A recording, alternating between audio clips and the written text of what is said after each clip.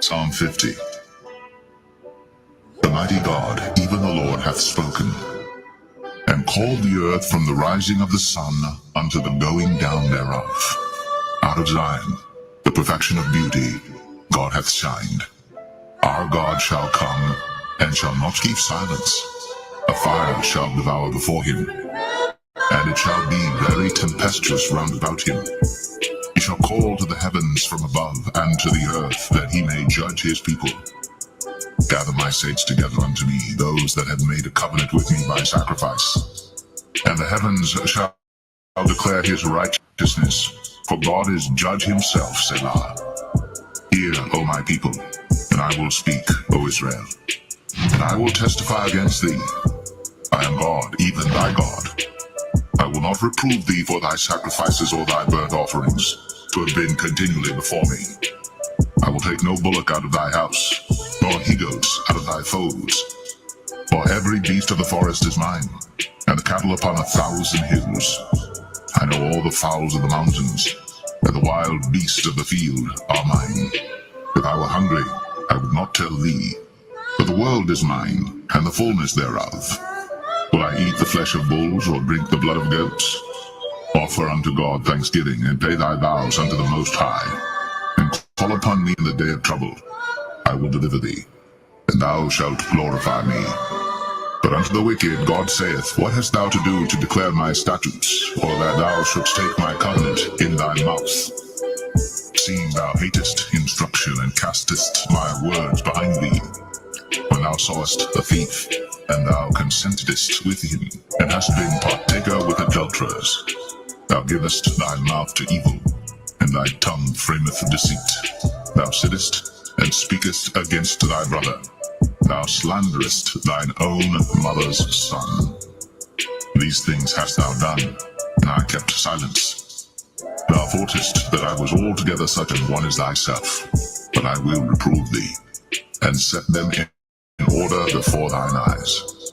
Now consider this, ye that forget God, lest I tear you in pieces, and there be none to deliver. Whoso offereth praise glorifieth me, and to him that ordereth his conversation aright will I show the salvation of God.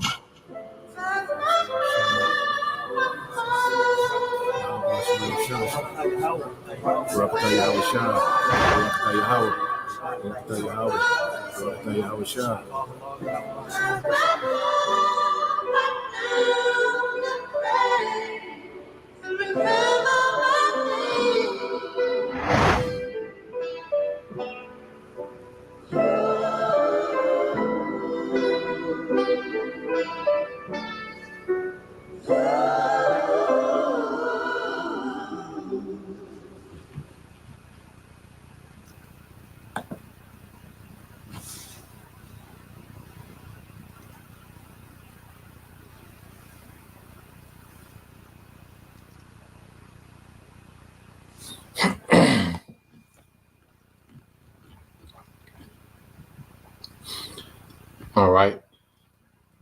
All right, Shalom. First and foremost, I would like to give all praise and glory to Yahawah, Bahashem Yahawashi, Bahashem Krakodash. Double honors unto the apostles and the elders of GMS who rule well, teach well, being great examples to his younger brothers. And peace and blessing, salutation to the hopeful elect out there pushing his word in truth and in sincerity across the four winds in the name of Yahawah Bahashem Yahawashi, pushing to get up out of here. Shalom to the hopeful elect, the believers, the listeners whom have came back to the obedience of the scriptures through faith in Yahawah Bahashem Yahawashi. Well, I want to get into tonight, just dealing with a topic, dealing with the remnant, the sons of God, and how, out of the sons of God, you will always have a remnant. And that remnant will be on earth, during the time when things will be real bad, when it will be a dark time, when wickedness, would overwhelm the earth.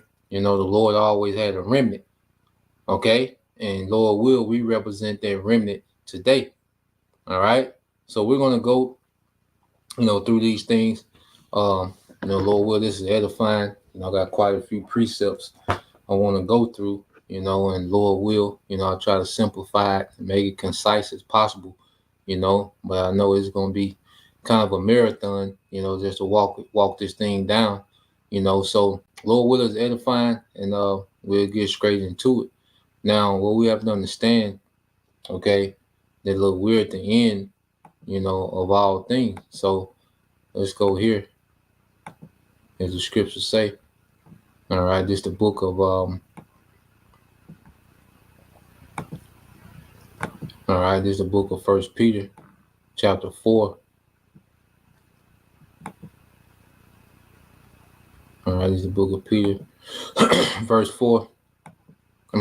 First Peter chapter 4, verse 7. It said, "But the end of all things is at hand. Be ye therefore sober and watch unto prayer." All right, and this is the end of all things. Okay, this is the end of the heathens, all right, having authority in the earth. It's the end of the earth, being plagued in wickedness. Okay, the scriptures say wickedness have exceedingly polluted the whole earth. All right, this is the end of that cycle of sin becoming dominant in the earth. Okay, and this is the end, all right, of the Lord's people, okay, being trapped in death, man. Okay, which is sin.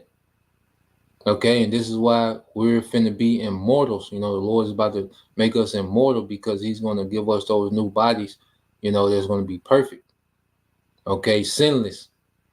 So it's the end of death, for Israel. So we're at the end of all things, man. The end of captivities for us. No more captivities. Okay, the Lord is finna break cycles in the earth. All right, because from the beginning, the Lord established, okay, conflict, all right, between good and evil. Let's get that in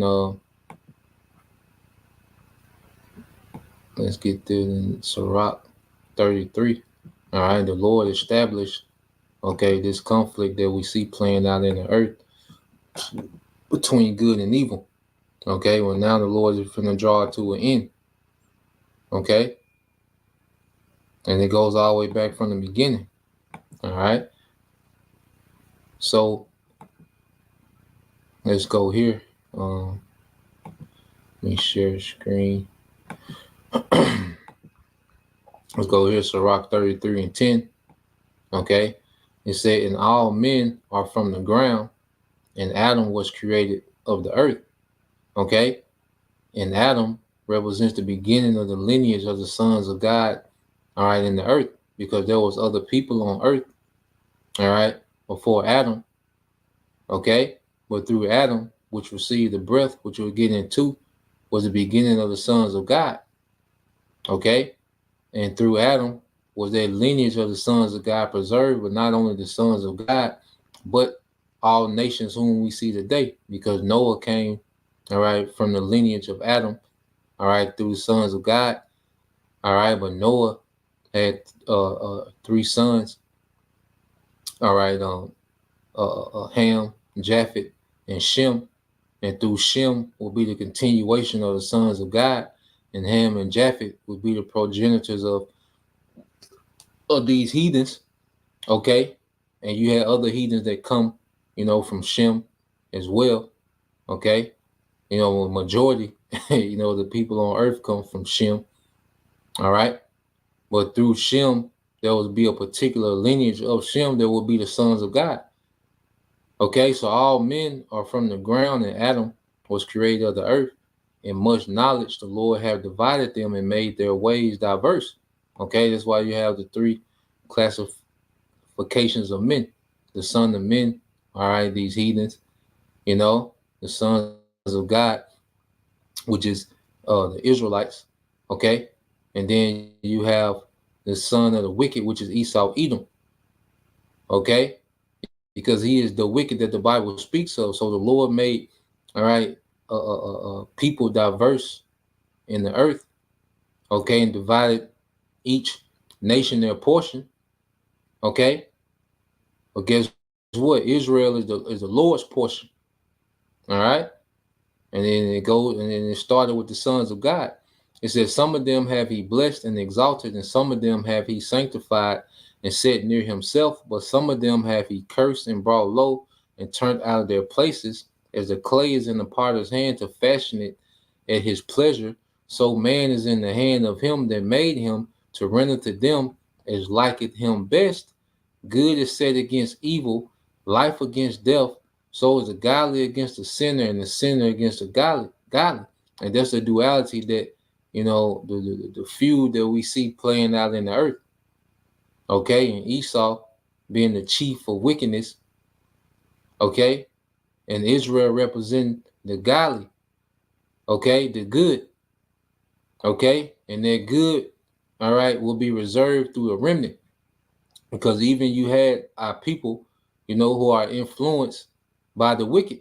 These heathens are influenced by the wicked, so it's pretty much the remnant against the earth, okay, because even though Israel, was created to be good, all right, you have what you call the generation of wrath that will come up, that will always come up on the earth and be influenced, okay, by the wickedness that was going on in the earth. But the Lord would always have a remnant reserved to continue on righteousness, man. All right, their righteous legacy, man. Okay, and we're going to get into it. It says, so look upon all the works of the Most High, and there are two and two, one against another. All right, there are two and two, one against another. So we're at the end of this rivalry between good and evil. Okay, because wickedness would always, dominate, will grow, and begin to dominate the earth. But the Lord is finna end that cycle, man, and it's going to be an eternal righteous rulership under the sons of God. Okay, because you go back to the beginning, just to give a briefing, you know. So it's quite a bit. I'm trying to make it as concise as possible. But you go to, all right, Wisdom of Solomon, chapter 2. All right, Wisdom of Solomon 2 and start at 22. Now this is,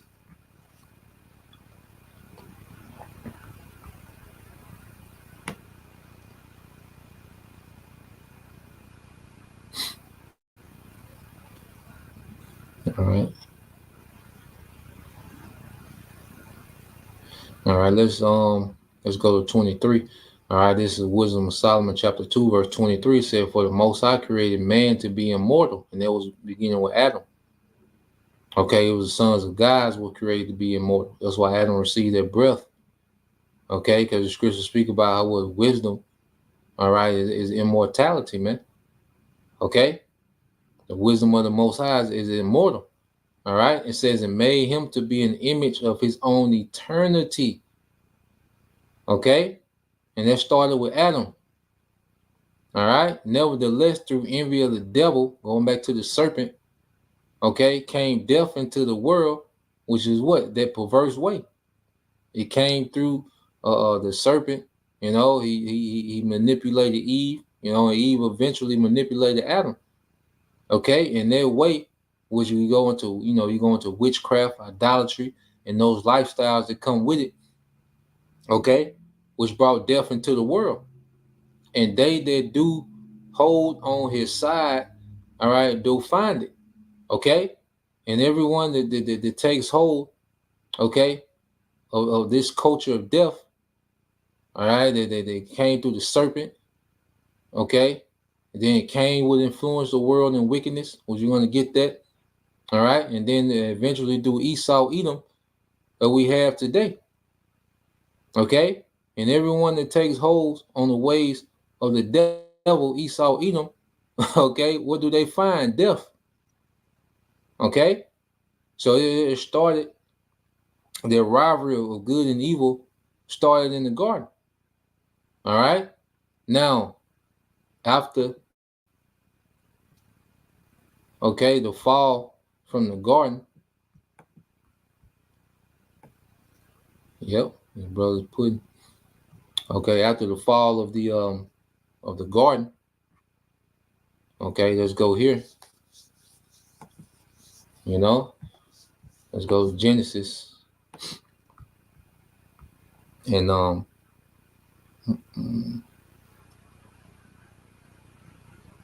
let's start here at 4. All right, so this was after the fall in the garden. Okay, and you have Cain and Abel come on the scene.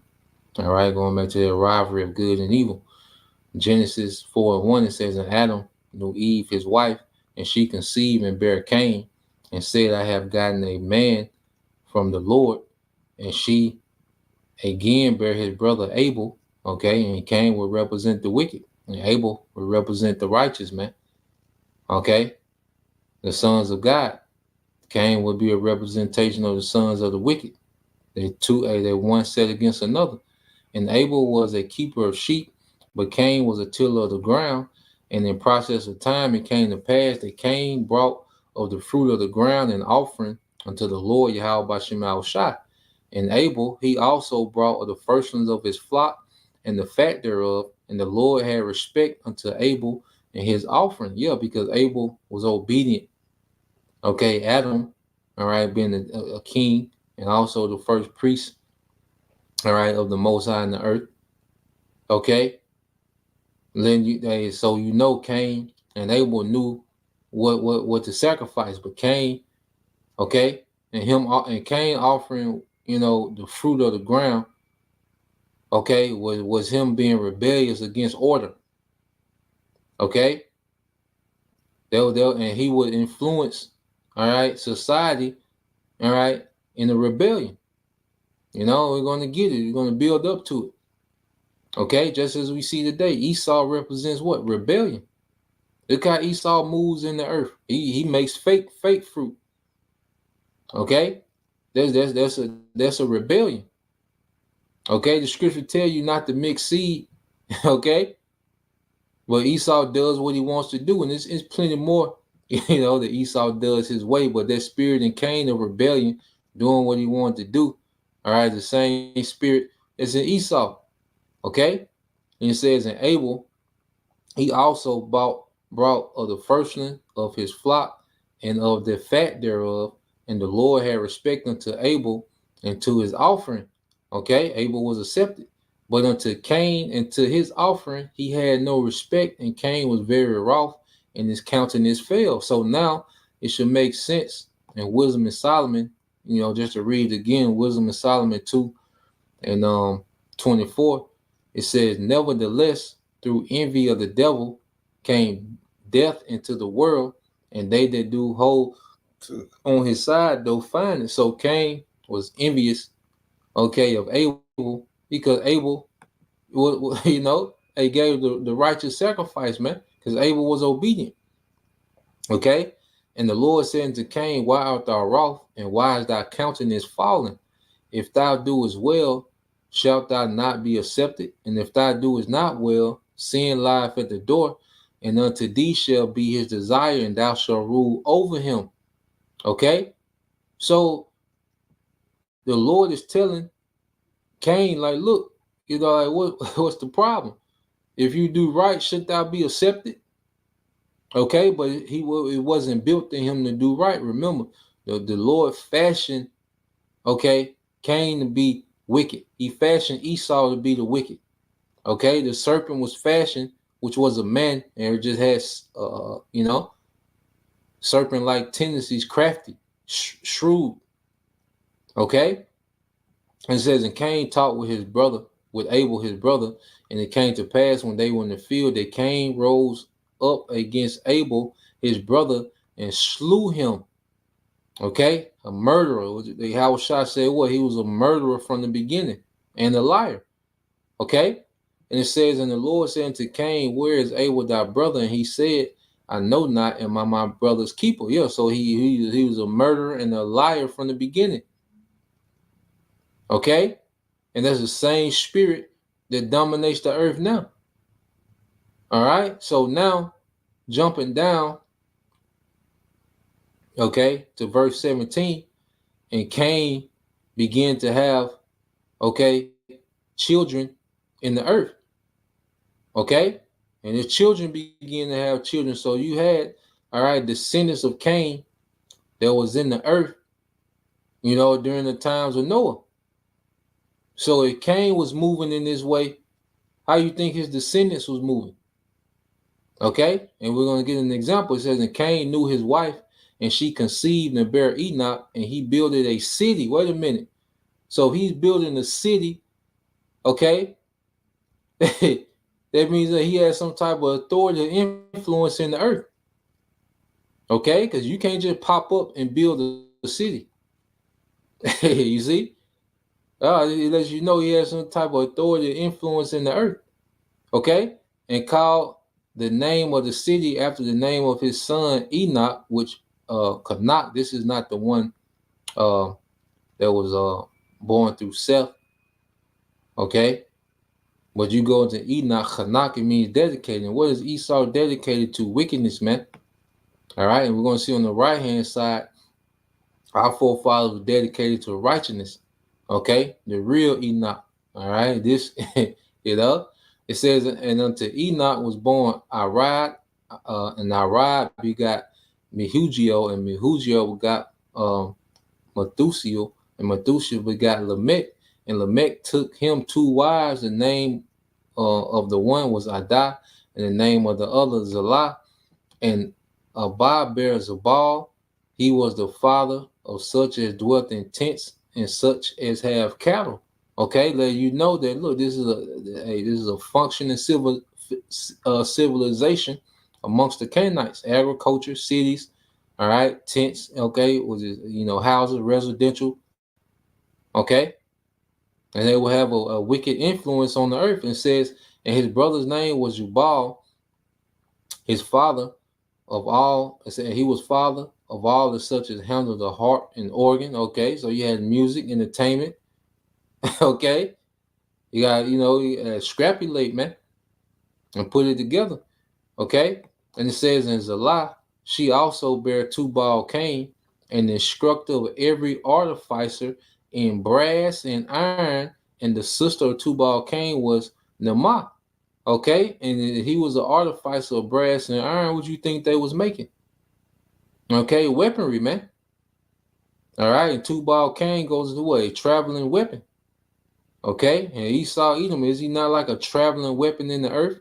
Now, let's go here and let's see the mindset of Lamech, a descendant of Cain. It says, and Lamech said unto his wives, Adah and Zillah, hear my voice.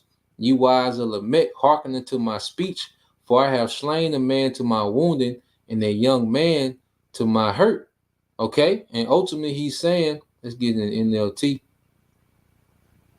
Yeah, let's get an NLT real quick. All right. This is in the NLT.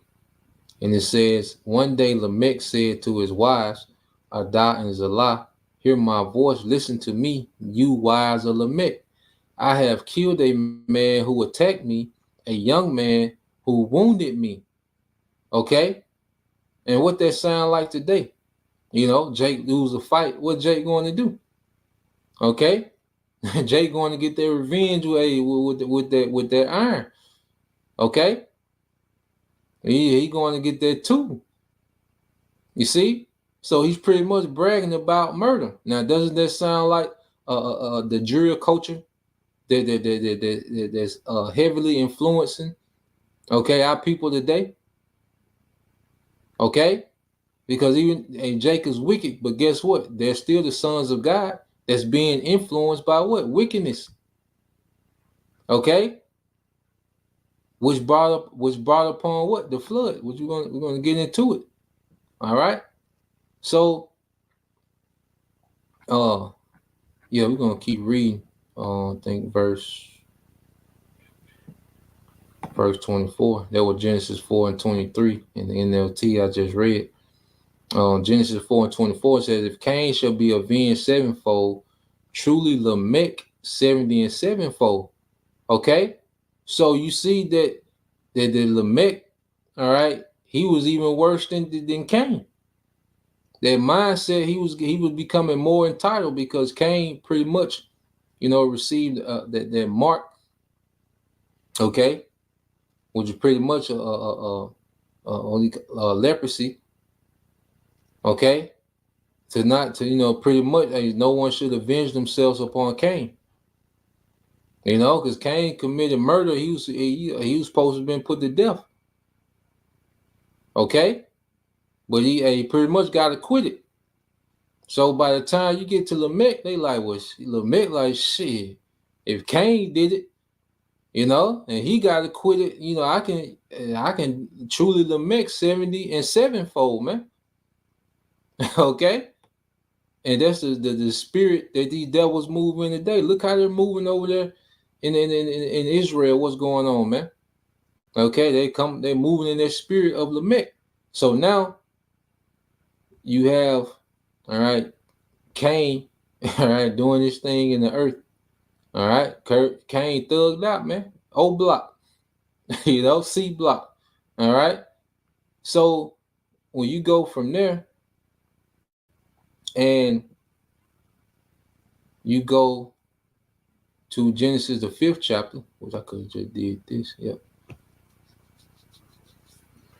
You go to Genesis the 5th chapter. Okay.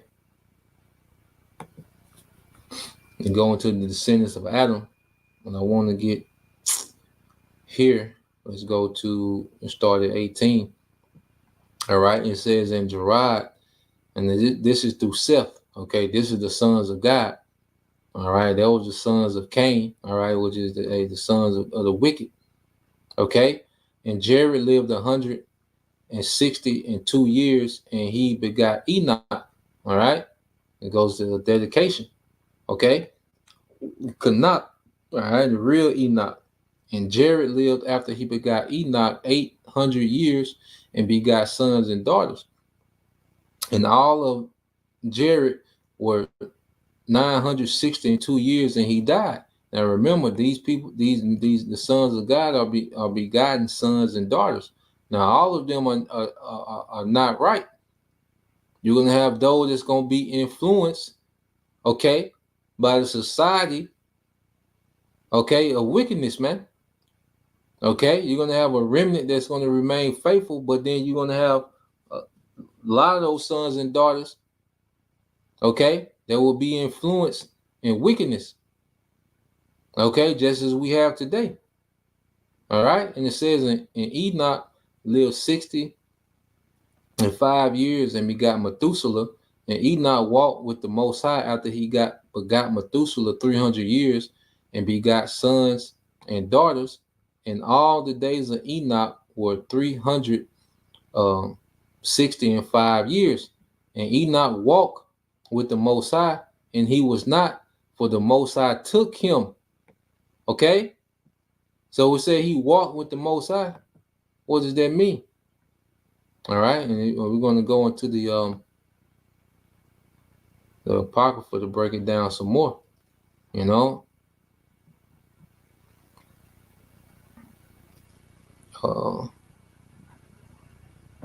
Let me get, all right, the word walked, all right, which is a lock. All right, we got a brother named Lock in the camp, all right, which is to walk, all right. And you go down, it says to die, to live, it says manner of life. Okay, manner of life. Okay, so Enoch had a manner of life. Okay, there was a line with the righteousness of YAHAWASHI Shah. Okay, he wasn't physically having a scroll. Okay, with the Most High. Okay, he walked. His way of life was in line. Okay, with the righteousness of YAHAWASHI Shah. Okay, and to go into depth, and this is why the scriptures say, we gotta put line upon line and precept upon precept. Okay, so we go from there. Oh, y'all never stop sharing. Hold on. Let me pull that up real quick. Cause I'm be jumping back and forth through the Apocrypha and the Apocrypha and the blue letter. All right, so I gotta remember to switch it over. But yeah, just to prove real quick, just show it on the camera. All right, the word halak, all right, walk goes into the word Hebrew word halak, which means to die, to live, the manner of life. Okay, manner of life. All right, so let's go back here. Okay, let's go back to the Apocrypha and let's get to the Wisdom of Solomon. Okay, the 4th chapter. Okay.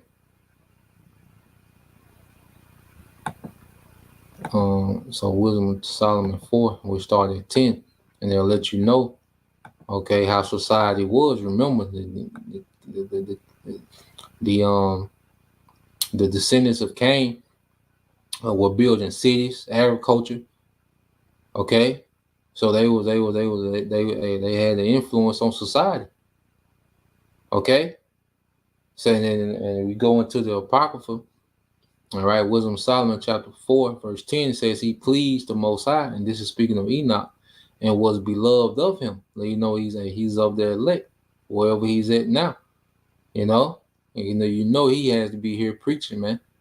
All right, if he's not in the being reserved in the spiritual realm to be raised up. All right, well, we know that he's a part of the elect. Okay, he says, so that living amongst sinners, he was translated, yes, speedily he was taken away, lest that wickedness should alter his understanding, or deceit beguile his soul. Yeah, so it's a society of wickedness and deceit. Okay, so the Lord took him away, so he wouldn't be defiled. Okay, and in that society, man, in that time. It said, for the bewitching of naughtiness, those obscure things that are honest, and the wandering of concupiscence, okay, doth undermine the simple mind. All right, so the Lord got him out of there, man, because it was getting too bad. It was just becoming more and more corrupt, and we're going to see, in the next chapter, it says he being made perfect in a short time fulfilled a long time. So Enoch, he was vexed. Okay, and he understood he wasn't perfect in the law, but his integrity, his faith, his righteousness made sense to him. Like he understood the concept of righteousness, man. Okay, and he understood that in a short time. Okay, it says, for his soul pleased the Lord, therefore hasted he to take him away from among the wicked. All right, and we pray that we're taken away from among the wicked in haste. Okay, it said, this the people saw and understood it not, neither laid they up this in their minds, because the society wickedness. Because see, like now, as we haste, for the Lord to come judge this place and take us out of here, you have our people that hear us say things like that, and they be like, they want this place to continue on. Like they don't understand why we would think like that. In their mind, the earth is lit, the earth is fun in this wicked estate. Okay, these heathens, in their eyes, like because even the people that complain, they just want things to go back to how it used to be. Okay, before the pandemic, when when the economy was better, they want to go back to that. They don't want this place destroyed and YAHAWASHI to rule. Okay, the majority of the people that we see complaining. Okay, it said that his grace and his mercy is with his saints, and that he have respect unto his chosen.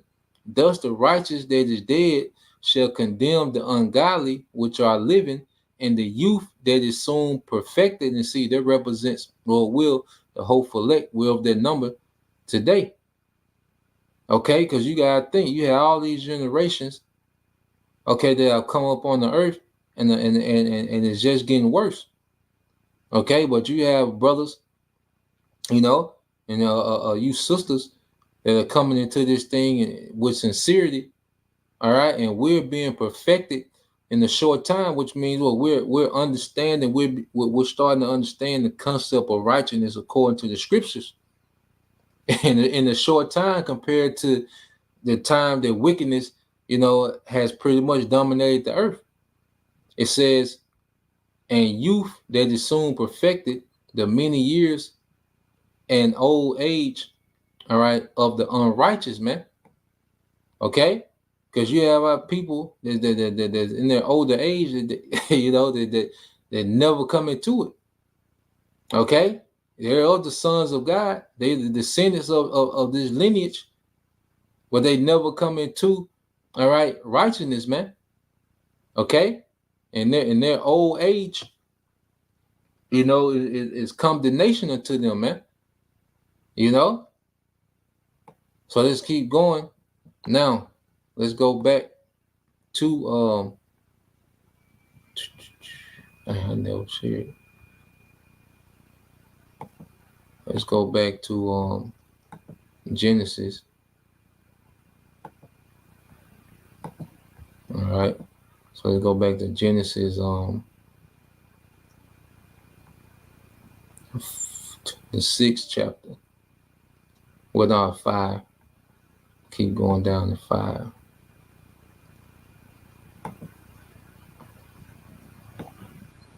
All right. So Genesis 5. All right, 25. It says, and Methuselah lived 100. All right. And Methuselah lived 187 years and begot Lamech. And Methuselah lived after he begot Lamech 782 years and begot sons and daughters. Now, that's a long time to be having children. Over 900 years, 969 years for Methuselah. Okay. There's a lot of, all right, of their lineage of the sons of God in the earth during Noah's, ministry, man, that 120 years. Okay, it says, in all the days of Methuselah were 969 years, and he died. And Lamech lived 182 years and begot a son. And he called his name Noah, saying, this same shall comfort us concerning the work, all right, and toil of our hands, because of the ground which the Lord have cursed. And that curse came from what? The fall of Adam. Okay, so Noah was like a comfort, there was a comfort, because what? Through Noah, their righteous lineage was preserved. And eventually through their righteous lineage, who will come? YAHAWASHI. Okay, which is going to remove the curse, that was started by Adam. You see, which if you can receive, is YAHAWASHI. All right, hey, the Alpha and Omega. Okay, the first and the last. YAHAWASHI is Adam, the first king, the first priest, and he's going to be that last king, man. If you can receive it. Okay, but through Noah was their lineage reserved. Okay, so in the spirit, Lamech, he named him Noah. He's like, yes, he was comforted, because he knew through Noah the lineage would be preserved. Okay, and the Elder Yahawashai, he did a lesson today, going into how, during the time of the flood, Methuselah, died that same year, so he would have had to die before the flood, and Noah was pretty much the last of that of their remnant that was preserved, and we're going to go to Abraham. All right, but when you go here, let you know that all those sons and daughters that was being begotten, okay, through their lineage, all of them wasn't right, okay, and they fell to the influence, all right, of wickedness in the earth. Okay, it says, and it came to pass when men began to multiply on the face of the earth, and daughters was born unto them, that the sons of God saw the daughters of men that they were fair, and they took them wives of all which they chose. Okay, and the sons of God, their lineage that we were just going through. Remember, Noah represented the remnant, the righteous of the sons of God. But you had other sons of God in the earth, okay? And they was men of prestige, men that was in authority, okay? For you to be able to take wives, okay? You see? It says, and the Lord said, my spirit shall not always strive with men, for that he also is flesh, yet his days shall be 120 years. And you start to see eventually the Lord will, knock down, the lifespan of men. It's rare. I don't know, anyone recently reaching that age. King David said, you make it to 70, is with, with you pretty much suffer affliction, you know, just to get to 70. You see? But the sons of God will be coming wicked. Okay? So the Lord knocked down their lifespan because of wickedness, man. Okay? Like the wickedness had started to dominate, all right, their lineage of the sons of God. And who you think Noah was preaching? When he was preaching, man, just as we preach to our people, cry loud, spare not. Okay, the other nations, they was hearing it, and they was hearing the warning. Okay, but there was a message of repentance to the sons of God, all right, the sons and daughters. Okay, it said there were giants in the earth in those days, and giants goes into Nephilim, the fallen ones. Okay, it wasn't going to actual 60-foot men. Okay, or angels, dealing with the women of the earth, or mortal women, celestial beings dealing with that's Greek mythology. Okay, the Nephilim just goes into fallen ones. All right, because matter of fact, they prove it. Okay, because you go.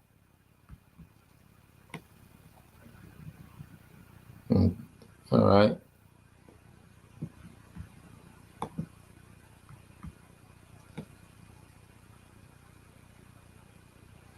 Which in Hebrew is Napa law. Okay. I'm going to think it's a root. Okay. And it says what? To fall, to lie, to be cast down. Okay. And we fell from that estate. Okay. To make the lot fall, to cause to fail, and we fail. The sons of God, we fail. Adam was given that breath. Okay, and he fell. But righteousness was reserved through that line. Okay, and as the sons of God multiplied in the earth. All right, they was influenced. All right, by the wickedness. Okay, and we fell from that estate. So that's why you go here just to prove it. I think that's in Psalms 82.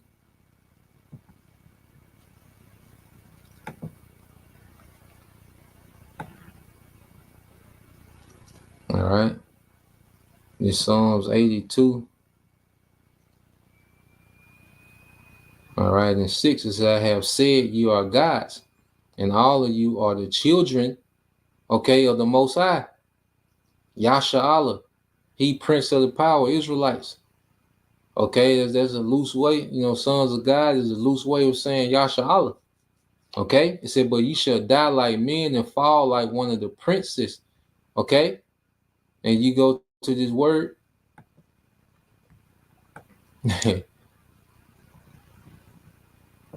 Fall, you see that? Same word, which is what? Nepal. Okay, which is what? To fall, to be cast down, to fail. Okay? And because of disobedience, we fail from our high state. You know? We fail with that relationship that we had with the Most High, you know, which gives us what? Authority in the earth. Okay? So let's go back to Genesis 6, you know, just to prove that. All right? Because you still got bug outs that jump up. Okay? And so it's talking about the fallen angels. So let's go here, Genesis 6 and 3. I started 4. Said there were giants in the earth in those days, and also after that, when the sons of the Most High, all right, the sons of God came into the daughters of men, that they bear children of them, the same became mighty men, right, which were of old, men of renown. Now let's read this in the NLT, just to get a better understanding. All right, it's the NLT.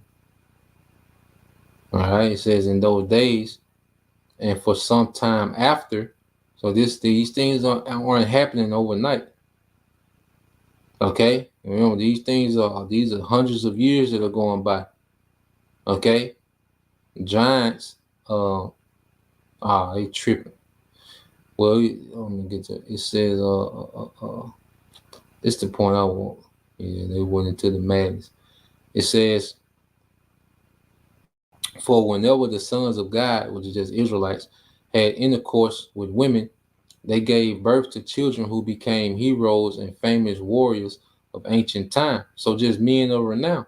Because even now, when you look at the 2/3, all right, who are the biggest celebrities in the earth? The 2/3 of Israel. Okay, your LeBron James, your Mayweathers, your Jay-Z's, okay, your Denzel Washingtons, you know, all these men of high renown, okay, you know, they're Israelites. Now all of them, you know, you have even who did it? Derek Jeter. You know, you go into the Israelites that have, you know, heathen mothers. You know, it's a lot of them. Clay Thompson. You know, and we went through it one time before. But the point is, okay, you see that amongst the 2/3, you have the biggest celebrities on the earth. Okay, your Michael Jackson, your Prince. Okay, them guys was mega rock stars. They wasn't large in stature, but as far as reputation and popularity, you know, they were what you call what? Icons, man. The Michael Jordans, okay, your Kobe's, you know, your Walter Paytons. You see, these men are world renowned for playing the sport, okay, which is the modern gladiators, okay.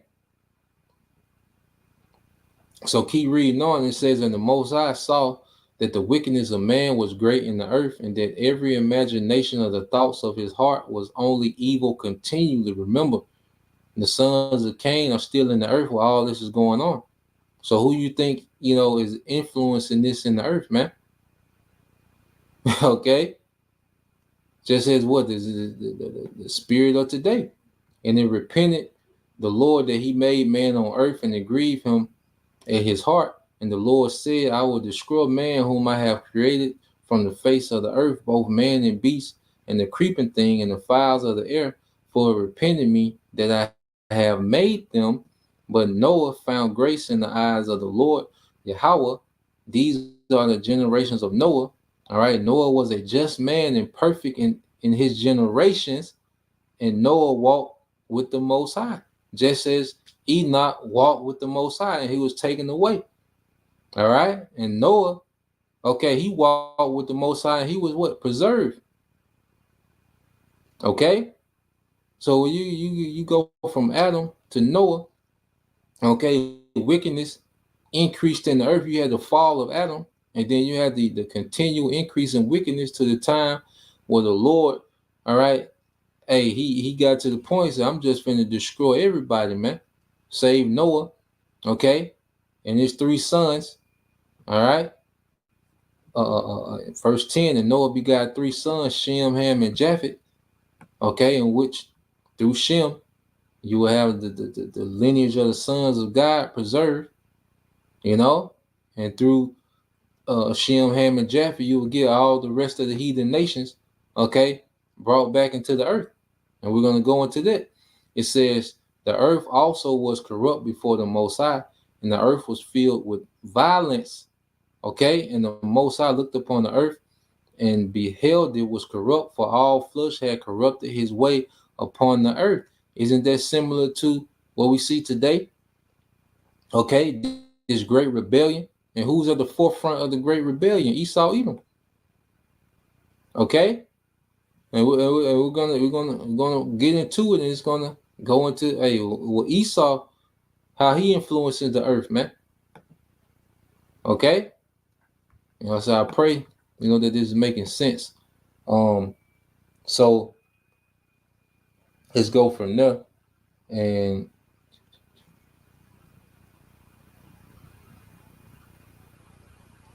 let's go to, all right, during the time of Abraham. Okay, so after the flood, well, guess what? We're going to go into right before Abraham, what was going on, just like we went before Noah. All right, you had Cain, all right, and his sons, okay, established in the earth. All right, and wickedness multiplied. All right, and that should sound familiar. But before Abraham, what did you have going on in the earth? Okay, the descendants of Noah. All right, and let's get to the point. Now you go here. This is after the flood, when men began to multiply again, which we're going to go into that in Second Ezra.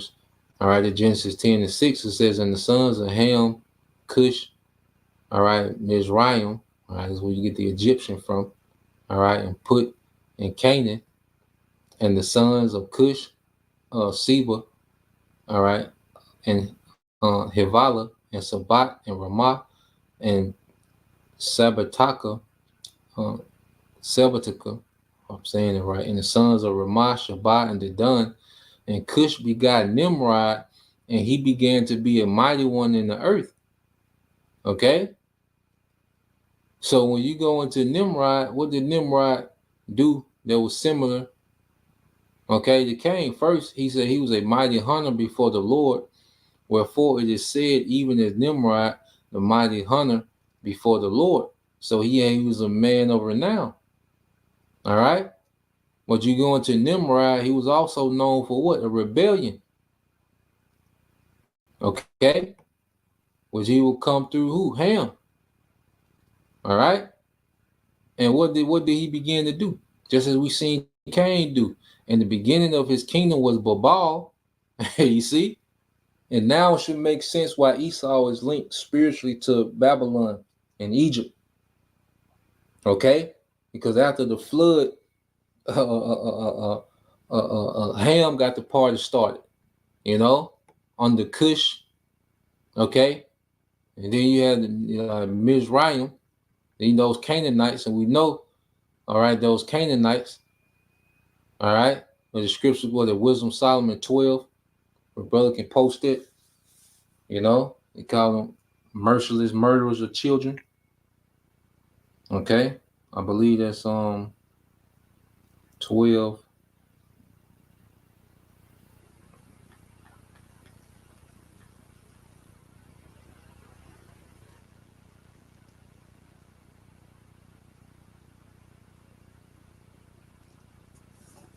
Yeah, let's get Wisdom of Solomon chapter 12.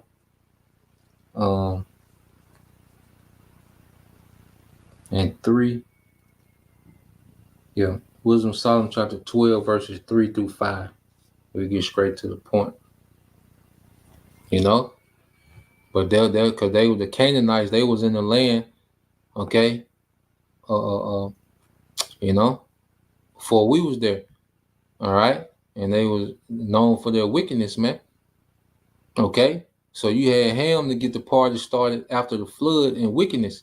And what did Nimrod begin to do? It says, and the beginning of his kingdom was Babal and Iraq and Akkad and Calneh and the land of Shinar. Out of that land went forth Ashur and builded Nineveh and the city of Rehoboth and Calah, and Rezin between Nineveh and Calah. The same is a great city. So just as Cain built cities, which means what? They established civilization. All right. Nimrod, which was known for his rebellion, okay, he built cities. So now we seeing wickedness begin to take root in the earth. Okay. Now, when you go, all right, let me read that real quick. All right. Yeah, start at 3. Yep, this is GMS prayer always hope for elect, wisdom of Solomon 12 and 3. For it was thy will to destroy by the hands of our fathers, all right, Joshua, okay, and the armies of Israel, both those old inhabitants of thy holy land, which was called the land of Canaan, because Canaan dwelt there. Okay, but then we took that land under Joshua, all right, with the aid of the chariots, man. All right, it says wisdom, through the Most High. It said wisdom of Solomon 12 and 4, whom thou hatest for doing most odious works of witchcraft and wicked sacrifices, okay, and also these merciless murderers of children and devourers of man's flesh and the feast of blood. Okay, so what do you think was happening in those cities? Okay, under Nimrod. Okay, wickedness, man. Like I said, we're going to prove it. So you go, this is the time before Abraham. All right, so you see the wickedness is taking root in the earth again. All right, but what, just as Noah was born, okay, and through him righteousness was preserved, well, the Lord is going to use Abraham in similar fashion. Okay, so let's get that in Genesis 11, and we'll get to when Abraham comes on the scene, which his name was Abram. Okay.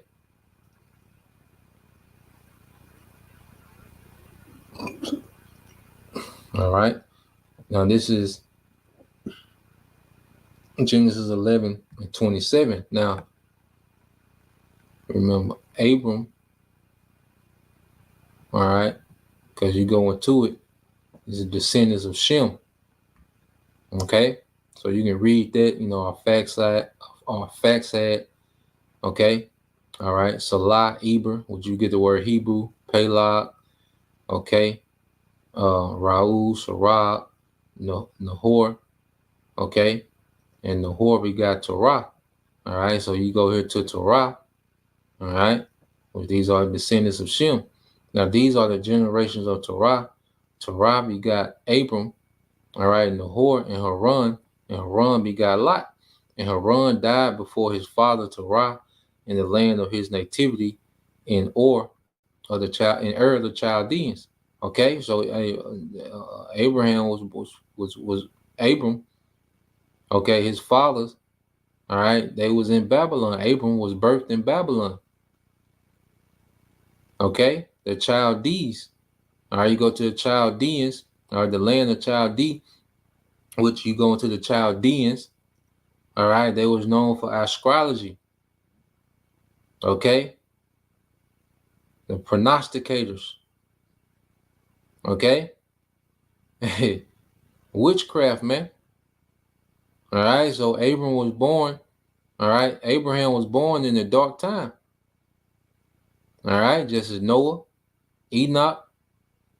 Okay, it says, and Abram and Nahor took them wives. The name of Abraham's wife was Sarai, which later became Sarah, and the name of Nahor's wife, Milcah, and the daughter of Haran, the father of Milcah, and the father of Ishkar. But Sarai, all right, was barren. She had no child. Okay. And Terah took Abram, his son, and Lot, the son of Haran, his son's son, okay, and Sarai, his daughter-in-law, his son's Abraham's wife, and they went forth with them from Ur of the Chaldeans to go into the land of Canaan, that they come unto Haran and dwelt there. So remember, the land of Canaan is inhabited by Canaanites. So they was doing those acts from the time of Abraham, okay, before Abraham, until they was removed out of the land by the descendants of Abraham. Okay, the Israelites, man. All right. It says, in the days of Terah were 205 years, and Terah died in Haran. Now, when he died, what did the Lord instruct Abram to do? Now the Lord had said unto Abram, Get thee out of thy country, and from thy kindred, and from thy father's house, and unto a land that I will show thee, and I will make thee a great nation, and I will bless thee, and I will make thy name great, and thou shalt be a blessing. So this is the Lord reestablishing the sons of God in the earth through Abraham. Okay, in the midst of wickedness. Now, let's go.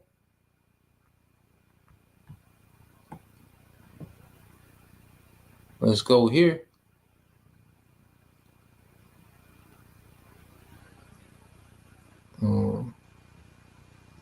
Let's go back to the Apocrypha. Let's get this a second Esdras.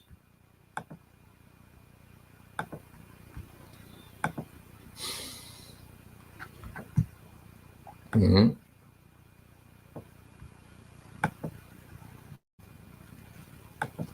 So you go second Esdras 3, and it's going to sum up everything we've been going through, thus far. All right. So we'll start at 3.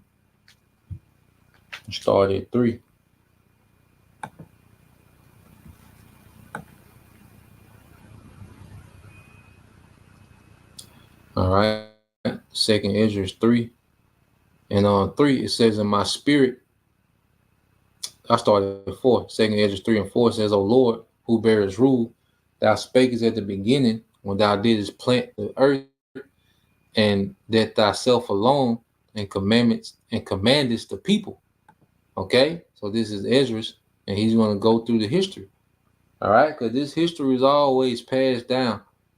That's why Apostle Paul, Stephen, he was stoned. What Stephen, he went all the way back, to Abraham, and brought it to YAHAWASHI.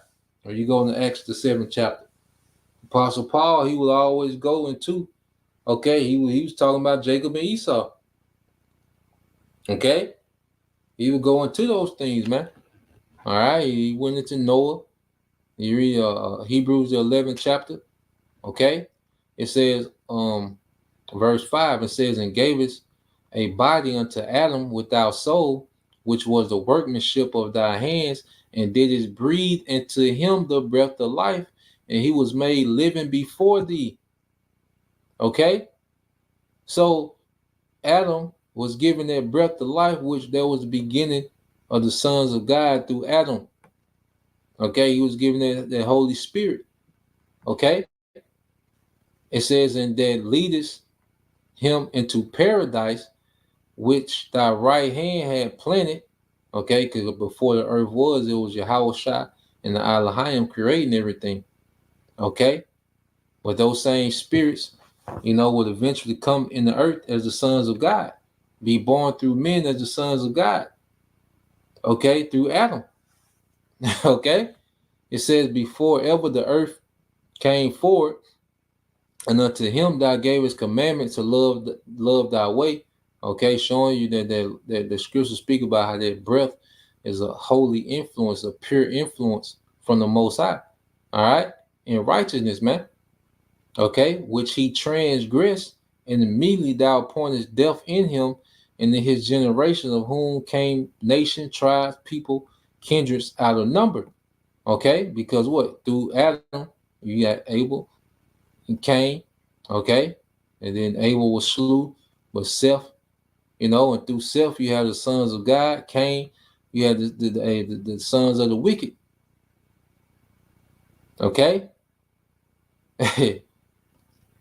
So through Adam, all right, Cain, what nations, tribes, people, and kindreds out of number. And even after the flood, the descendants of Adam, the sons of God through Noah, okay, and his three sons, okay, nations, tribes, and people and kindreds came again. Okay, it says, and every people walked after their own will and did wonderful things before thee and despised thy commandments, which we was reading in Genesis, man. Okay, leading up to the flood, and again, all right, it was a rebellion against righteousness, man, a rebellion against YAHAWASHI.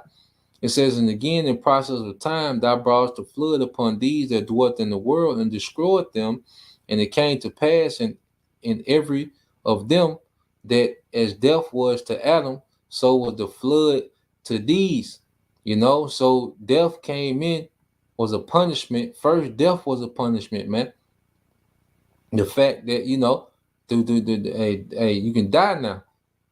Okay, because the scriptures say he made man in the likeness of his image. You go into Adam.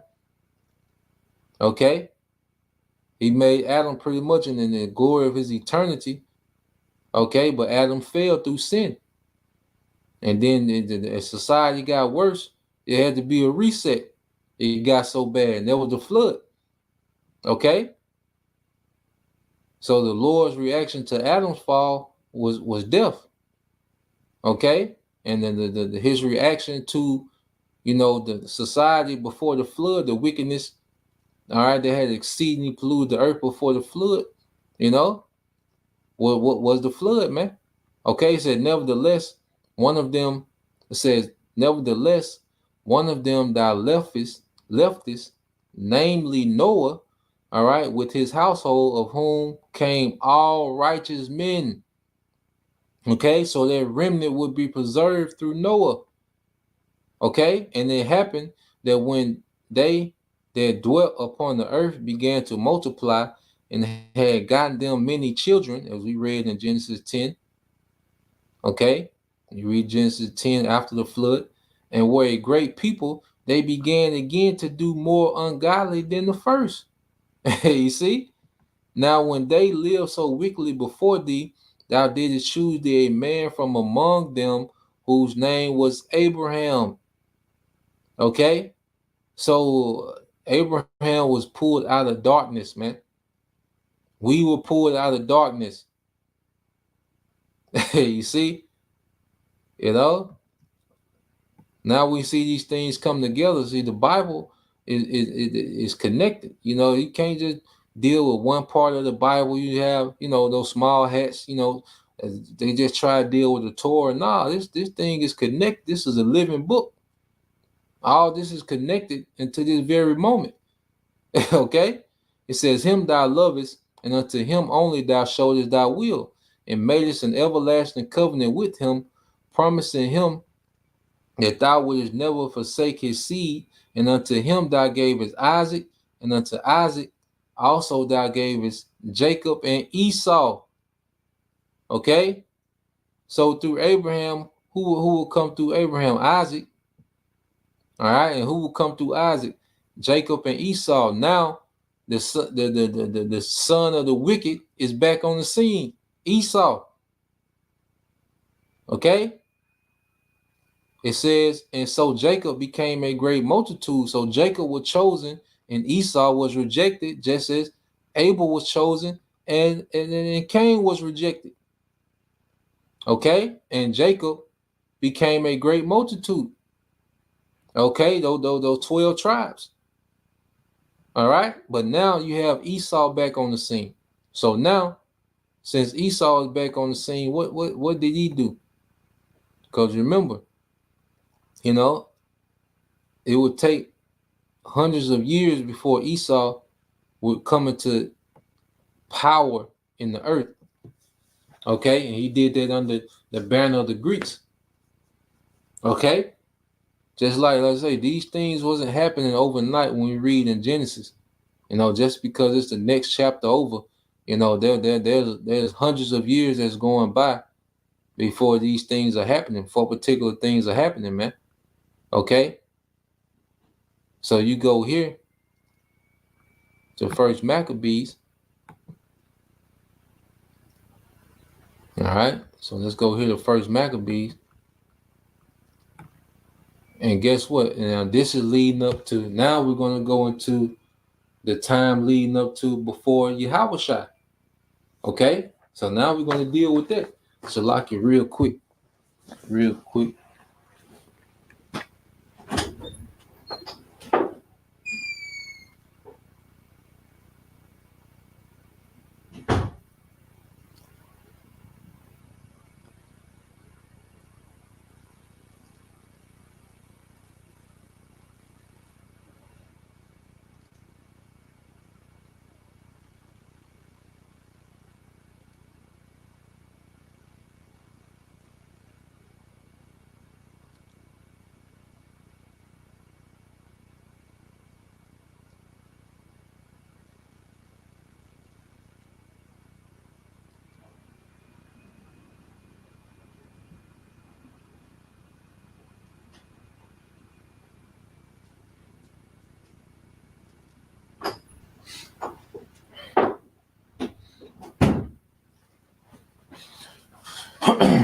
All right, so getting back to it, quick intermission. All right, but as I hope this is taken in. So now let's go to the build up to YAHAWASHI. We went to the build up to Noah. All right, from the serpent to Cain, to Noah. All right, then you had Nimrod. Okay, very much them Hamites, wilding out, before Abraham. All right. And then, because that's why even the Lord had to destroy Sodom and Gomorrah during the time of Abraham, man. Wilding out. Okay? And that's why you see those two things mentioned even in the New Testament, the flood and Sodom and Gomorrah, because it has to happen one more time, man. Okay? It's not going to be a fourth time, Bishop Nathan. No, this is it. All right? Once and for all. So now, remember, Esau is back on the scene now.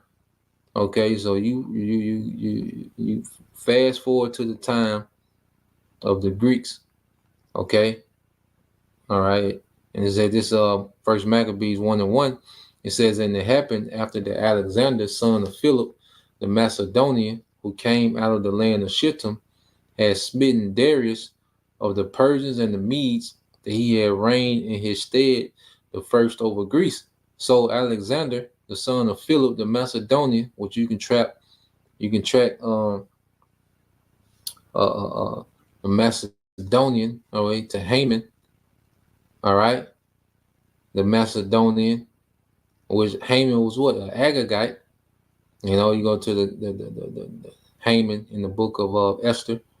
Okay, it referred to him as a Macedonian, and also refers to him as an Agagite. All right, which goes back to King Agag, which King Agag was the king of Amalek. Amalek was, the grandson of Esau. Okay, so this Alexander is of the lineage of Amalek through Esau. All right, well, he's an image of Esau through Amalek. Okay, it says, and he smote Darius the king of the Persians, which goes into prophecy in Daniel 7 and 8. Okay, that leopard, they will rule. Okay, after the Persian and Medes. Okay, they will take down the Persian and Medes. Okay, they goat, they smote the ram. Okay, this is what this was speaking of. All right, it says it made many wars and won many strongholds and slew the kings of the earth and went through the ends of the earth and took spoils of many nations, insomuch that the earth was quiet before him, whereupon he was exalted and his heart was lifted up, and he gathered a mighty strong host and ruled over countries and nations and kings who became tributaries unto him. Okay? So you have Esau, all right, in authority. Okay? And how will he influence the earth? It says, and after these things he fell sick and perceived that he should die. Wherefore he called his servants such as were honorable and had bid, all right, and had been brought up with him from his youth and parted his kingdom among them while he was yet alive. And you have what, those four generals, all right? You have Lysimachus, Cassandra, Ptolemy, and the Seleucid, okay, empire, okay? Those four generals, pretty much parted the kingdom, okay, the Greek kingdom after Alexander died, okay, and you had the Greek, empire, man, okay. So Alexander reigned 12 years and then died, and his servants bear rule every one in his place. And after his death, they all put crowns upon themselves. So did their sons after them many years, and evils were multiplied in the earth. Okay, so what do you think happened under Cain? Okay, do you think was happening under Nimrod? Evils were multiplying in the earth. Okay, to the point, all right, that the Lord had to flood, the earth. Then he had to make an example out of Sodom and Gomorrah. Okay, because they were doing too much. All right, and now we're in this time where the Lord, all right, hey, he's finna cleanse the earth again. Okay, but this is what was going on before YAHAWASHI came on the scene. Okay, and it says, and there went out of them a wicked root, Antiochus or Antiochus, surnamed Epiphanes, all right, son of Antiochus the king, who had been in Hoshes at Rome, and he reigned in the 137th year of the kingdom of the Greeks. Okay, and he came out of the Seleucid Empire. Okay, which pretty much became, them and the Ptolemy, all right, the Ptolemaic Empire. They pretty much came the dominant of those four empires of the Greeks. Okay, those four kingdoms of the Greeks. It says, in those days went out there, all right, in those days went there out of Israel wicked men. Okay, just like in Genesis 6, the sons of God. Okay, remember, these are the sons of God, all right, who persuaded many, saying, let us go and make a covenant with the heathen that are round about us. For since we departed from them, we have had much sorrow. So this device pleased them well. So you had Jake that was in league with the heathen. They was influenced by the heathen. Okay, not only any heathen, but the Edomites. Okay, so you had to, what you think they was doing during the time, all right, of the sons of God? Genesis 6. Okay, you had Jake persuading other Jakes to follow after the heathen, man. Okay, this is nothing new. It said, then certain of the people were so forward herein that they went to the king, who gave them license to do after the ordinance of the heathen, wherein they built a place of exercise at Jerusalem according to the customs of the heathen, and made themselves uncircumcised, and forsook the holy covenant, and joined themselves to the heathen, and were sold to do mischief. Okay, this was the fallen. This was a falling away. Okay, the Nephilim. This is an example of Napoleon. Okay, in the Hebrew, the falling away. Okay, they forsook the holy covenant and joined themselves to the heathen. Okay, if this was happening before YAHAWASHI came on the scene. All right, and then just as Nimrod wanted to build the Tower of Babel, okay, what did these Greeks, these Edomites, do as Greeks? Moreover, King Antiochus wrote to his whole kingdom that all should be one people. Okay? Same thing Nimrod was trying to do. Okay? Organize a global rebellion. It says, and everyone should leave his law, so all the heathen agreed according to the commandment of the king. Yeah, many also of the Israelites, the sons of God. There were sons of God on earth that wasn't right. Okay, that was following the way of the heathen when Noah was teaching, man. When Noah had his ministry, you had the sons of God wilding out with the heathens. Okay, like you see this now. All right, in this time under the Greeks, and you see it now today. All right, and we was in that, we was caught up in that darkness, man. Okay, it says, yeah, many also of the Israelites consented to his religion and sacrificed unto idols and profaned the Sabbath. For the king has sent letters by messengers unto Jerusalem and the cities of Judah that they should follow the strange laws of the land and forbid burnt offerings and sacrifice and drink offerings in the temple, that they should profane Sabbaths and festival days and pollute the sanctuary of the holy people, set up altars and groves and chapels of idols, and sacrifice swine flesh and unclean beasts, that they should also leave their children uncircumcised and make their souls abominable with all manner of uncleanness and profanation, all right, to the end that they might forget the law and change all ordinances, and whosoever would not do according to the commandment of the king, he should die. Okay? You see that? If the self same, it said, in the self same manner wrote he to his whole kingdom and appointed overseer over all people, commanding the cities of Judah to sacrifice city by city. Okay? So this is the atmosphere YAHAWASHI is coming into. You had the Maccabean revolt, okay, which created the Hasmonean dynasty, where their remnant, because the Maccabees represented their remnant that fought against it, okay, but eventually that was corrupted, okay. Then you had the scribes and Pharisees, was pretty much became, the high priest, the high priest office became a political office under the Romans, okay. But then you will have, let's go here, because remember, this is the build up to YAHAWASHI. So when YAHAWASHI finally comes on the scene,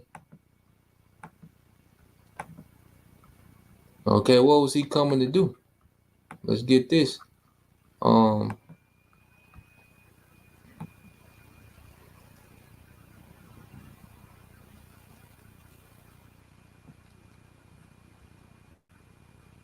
Let's get this in the book of Matthew, chapter 1. All right, this is the book of Matthew, chapter 1, verse 21. All right, it says, and she shall bring forth a son, and thou shalt call his name YAHAWASHI, for he shall save his people from their sins. Okay, so YAHAWASHI was on the scene to establish righteousness amidst chaos, in the midst of darkness, man. That's why you go into it. Matthew 1:1, the book of the generation of YAHAWASHI, the son of David, the son of Abraham. Okay? And you go here to letting you know what lineage he goes back to. Let's get that in Luke.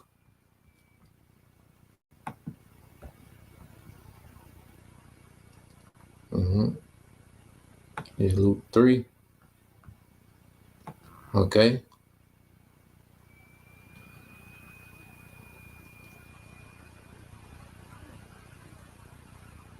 And get to the point.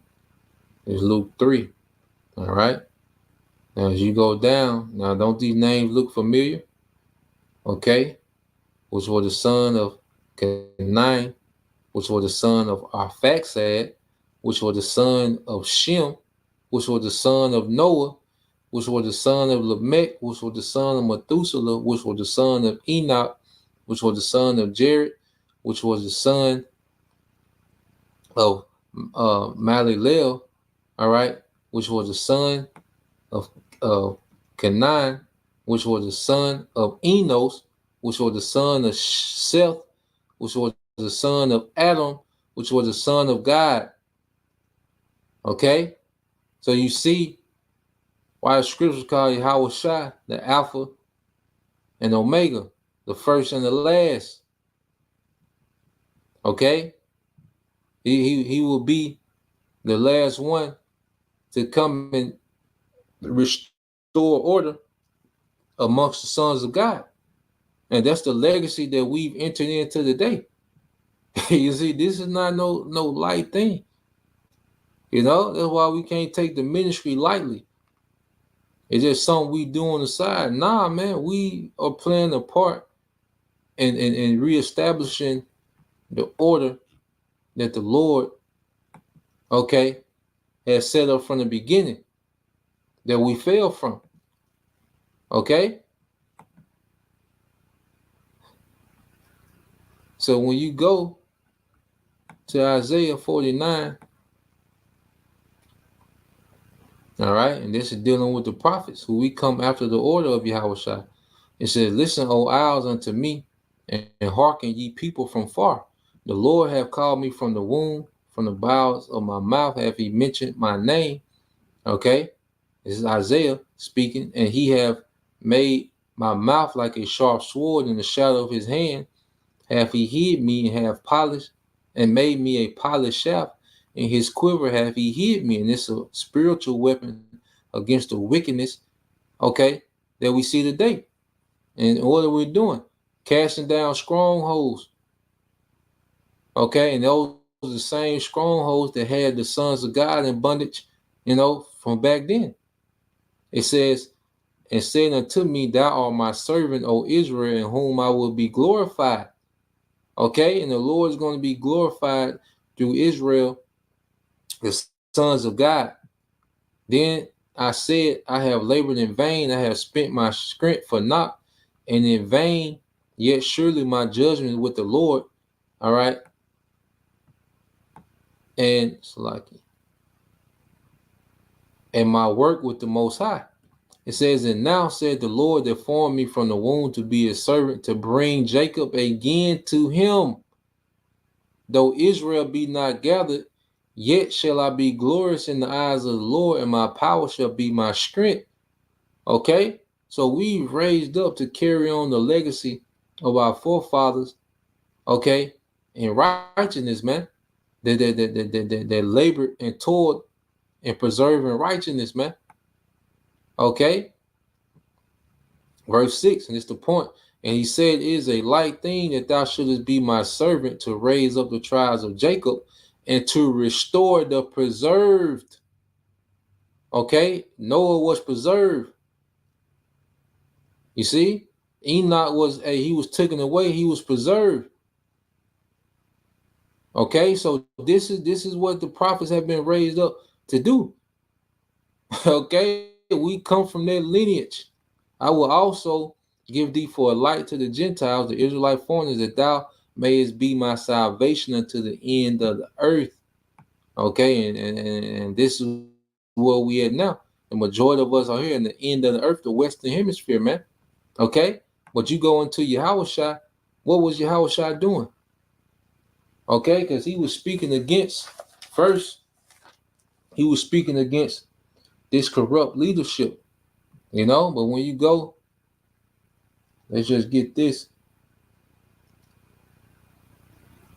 All right, he was establishing that order amongst Jake. You know, he came to establish order the right way.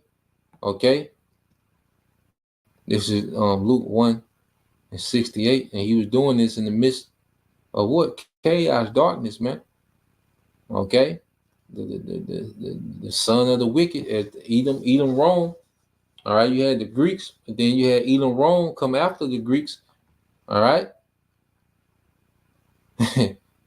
It's no different when Cain was, you know. It's just Luke 1:68. Luke chapter 1, verse 68 said, "Blessed be the Lord, power of Israel, for he had revisited and redeemed his people, and have raised up an horn of salvation, all right, for us in the house of his servant David, as he spake by the mouth of his holy prophets, which have been since the world began." Okay? It's the same narrative from Genesis. It's all connected. Okay? Said that we should be saved from our enemies and from the hand of all that hate us, to perform the mercy promised to our fathers and remember his holy covenant, the oath which he sware to our father Abraham. Okay? So this is going back to Abraham, who was what? Chosen out to preserve righteousness, man. To reestablish the sons of God in the earth. Okay? And you go here showing you that, hey, this thing is from the beginning, man.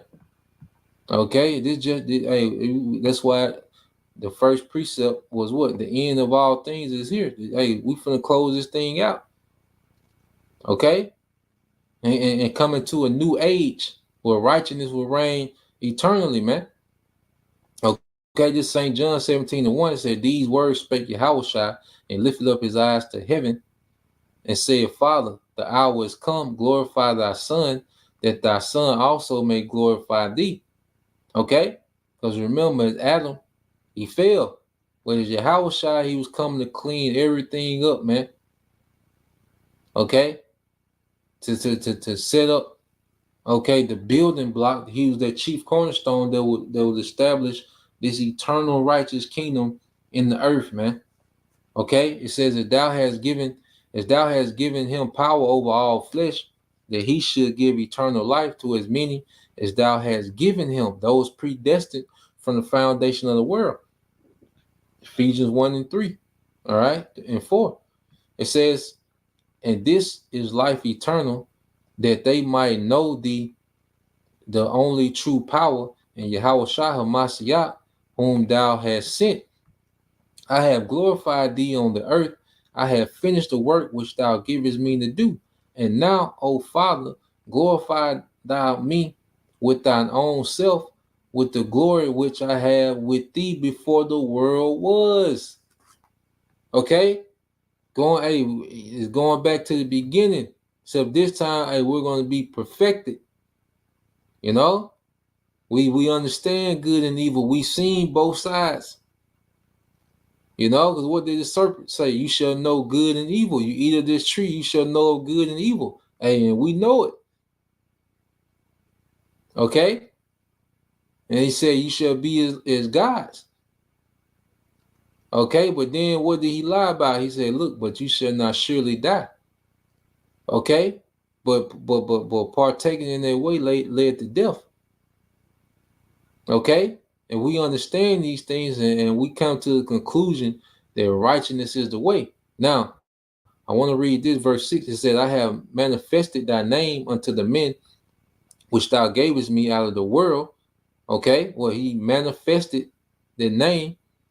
It said, "Thine they were, and thou gavest them me, and they have kept thy word." So YAHAWASHI came to establish, okay, Yahweh in the earth through doctrine, through teaching, through his conduct.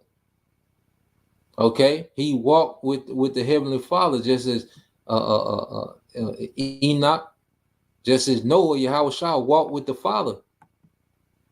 Okay, and he had to be that sacrifice, but guess what? He eventually taken away.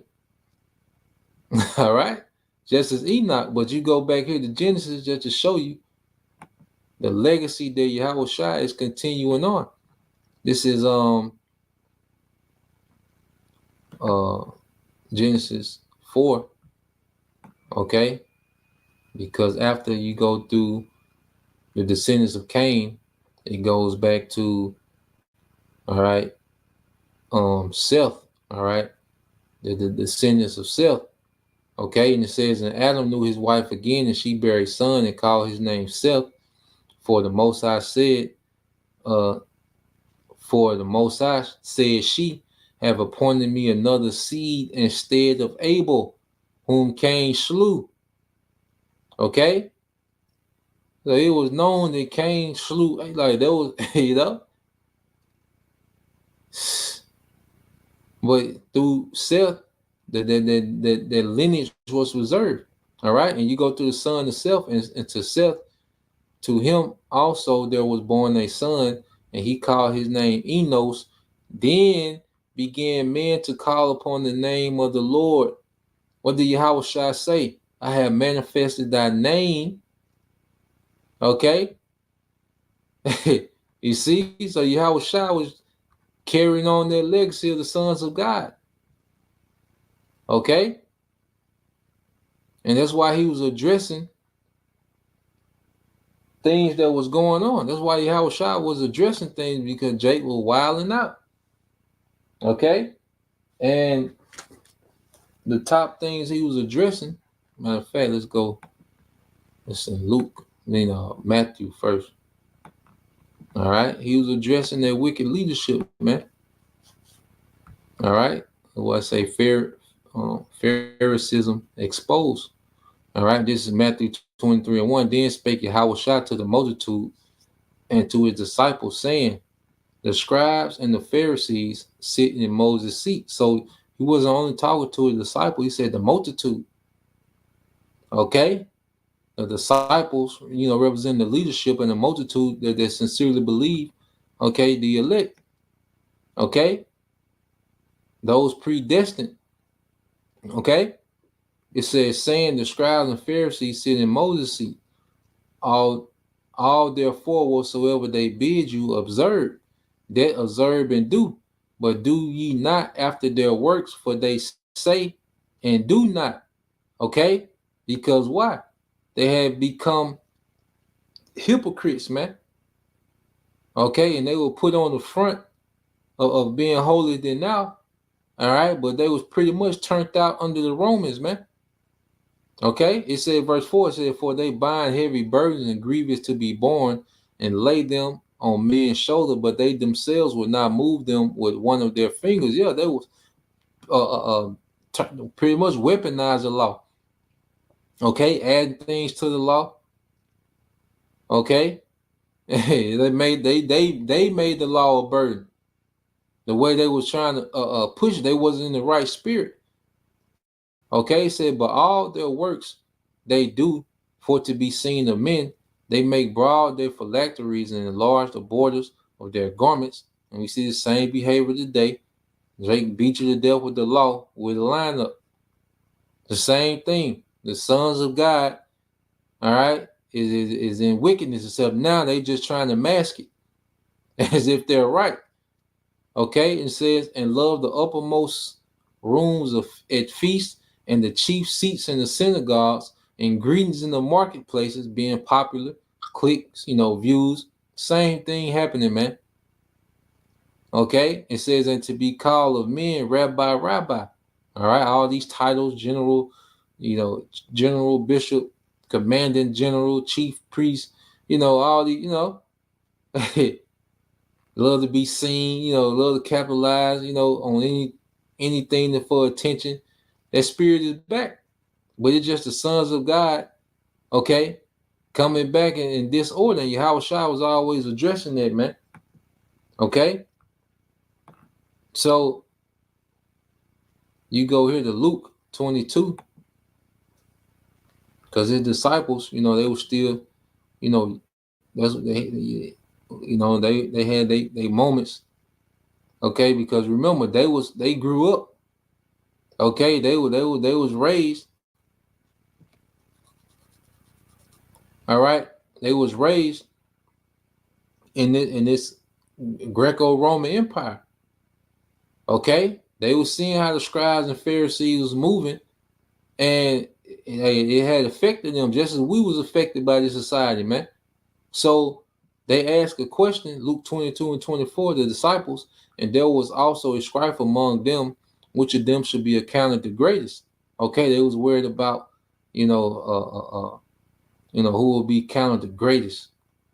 Okay, and this is what Yahawashi said, and he said unto them, the kings of the Gentiles exercise lordship over them, and they that exercise authority upon them are called benefactors.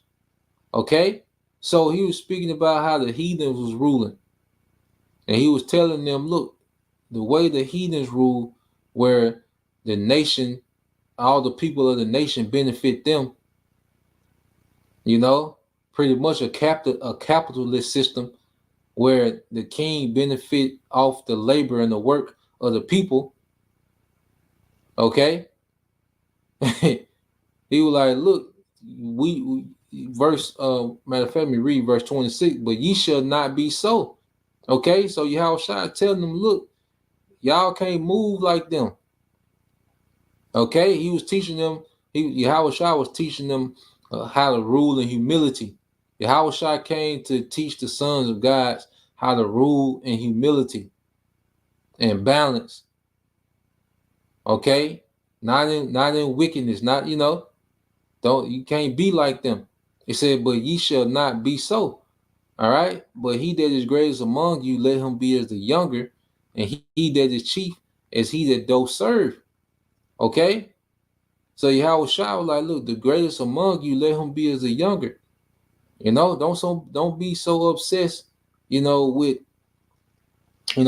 trying to have these great names, okay, and being popular, okay, because younger goes into insignificant, you know. So he was teaching them to rule with how to rule with humility, and also to be as a leader, you gotta be a servant. Our rulership, our leadership should be a service to our people, man, not a disservice to them, but it benefit us, man. Like someone teaching you lies, okay? You see, here it is. Their leadership is doing you a disservice, but they benefit from it. From the types and all these Patreons got going on around here, man. Okay, so here it is. They're propped up as these great men, as these great teachers, all these views and all this money coming in, but their leadership is doing you a disservice, man. Okay, and Yahweh Shai was preaching against that. It says, "For whether is greater, he that sitteth at meat, or he that serveth? Is not he that sitteth at meat, but I am among you as he that serveth." Okay, so Yahweh Shai was that example. The way he was serving, he was always teaching. You know, that's a service, man. All right, he was doing miracles. You see, he was washing their feet. He was amongst them as a servant. You know, and that's our example. Okay, of how we should be as sons of God. Even though we're going to have all this authority and rank and power, we our foundation has to be of humility, man, and servitude. Okay, verse 28, it says, "You are they which have continued with me in my temptation, and I appointed to you a kingdom as my Father have appointed me." So now, all right, he's going into the kingdom. He like, look, you you are they which have continued with me in my temptations. And this is going all the way back to the beginning, not only just in this lifetime. Those spirits that was around Yahawashi, okay, those disciples, hey, those spirits, they was always around, okay. And now he's going back to what? Speaking of a kingdom, and I appointed to you a kingdom as my Father have appointed me, okay. So there's yet a kingdom, all right, for the sons of God, okay, in which we're going to get it right. It said that ye may eat and drink at my table in the kingdom and sit on thrones judging the 12 tribes of Israel. And it's going to be in righteousness, man. Okay, eternally. Okay, that's what's to come. And that's what Yahweh Shai, he was coming to reestablish that. Okay? But then you're going to have those, because he was, and Yahweh Shai, he also spoke against the customs that was going on.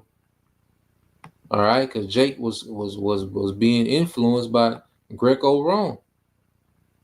Okay, the same, the freaky deaky, all that he was addressing those things, man. Okay,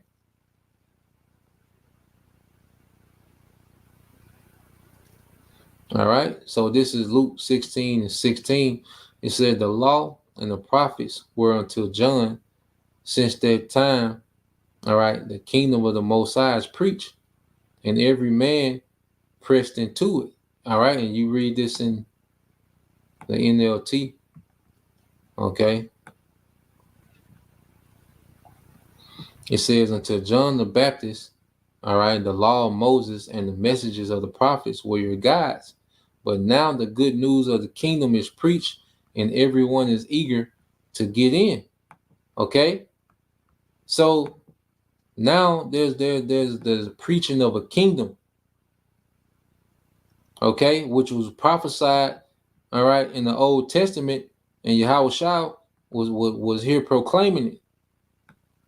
All right. And it says, and it is easier. All right, well, let me finish read this in NLT too. All right, because he wasn't saying, that the law was done away with when you read it. All right, NLT said, but that doesn't mean that the law has lost its force. It is easier for heaven and earth to disappear than the smallest point of God's law to be overturned. Yeah, because we're going to rule the kingdom, all right, with the law. Okay, but the law, we're not going to be perfect in the law. We're not going to be delivered by the law. It's going to be by faith. Okay, and through faith, all right, in this grace period, we are we understand the law. We get the concept of the law now. Okay, because the scribes and Pharisees, they knew the law, but they wasn't in the spirit. They didn't get the concept of it, man. Okay, that's why they was sold out under the Romans. Okay, they was living, the Caiaphas, he was moving more like a Caesar, okay, than Yahawashi. He wasn't conforming to Yahawashi, okay, in which when you really be in the spirit, as Yahawashi said, when you love the Most High with all the heart, all right, and you love your neighbor as yourself, okay, on those two you can hang all the laws, man, because the law was about doing the right thing. And see, now the sons of God is clicking, okay. And this is why Yahawashi, he addressed, particular things that was going on. Okay? It said, whosoever puts away his wife and married another committed adultery. And whoso married her that is put away from her husband committed adultery. See, what we have to understand, one of the main things, that was going on amongst the heathen, was dysfunction in marriage. Okay? And lewdness, man. Okay? Because once you stray away from the family structure prescribed in the scriptures, you slide into lewdness. And you see our culture today, all right? Well, black culture is not our culture, And we return to the old past. Lord willing, we endure. Okay, but you see black culture today, you see the lewdness. Well, it started with straying away from their order of of family, beginning with the husband and wife. Okay, so Yahawashi is addressing these things, man, because he knows what those things, he knows what these things lead to when you leave from their standard. Okay, now you read here in Matthew just to get some more, because what is he saying? Whosoever put away his wife and married another committed adultery.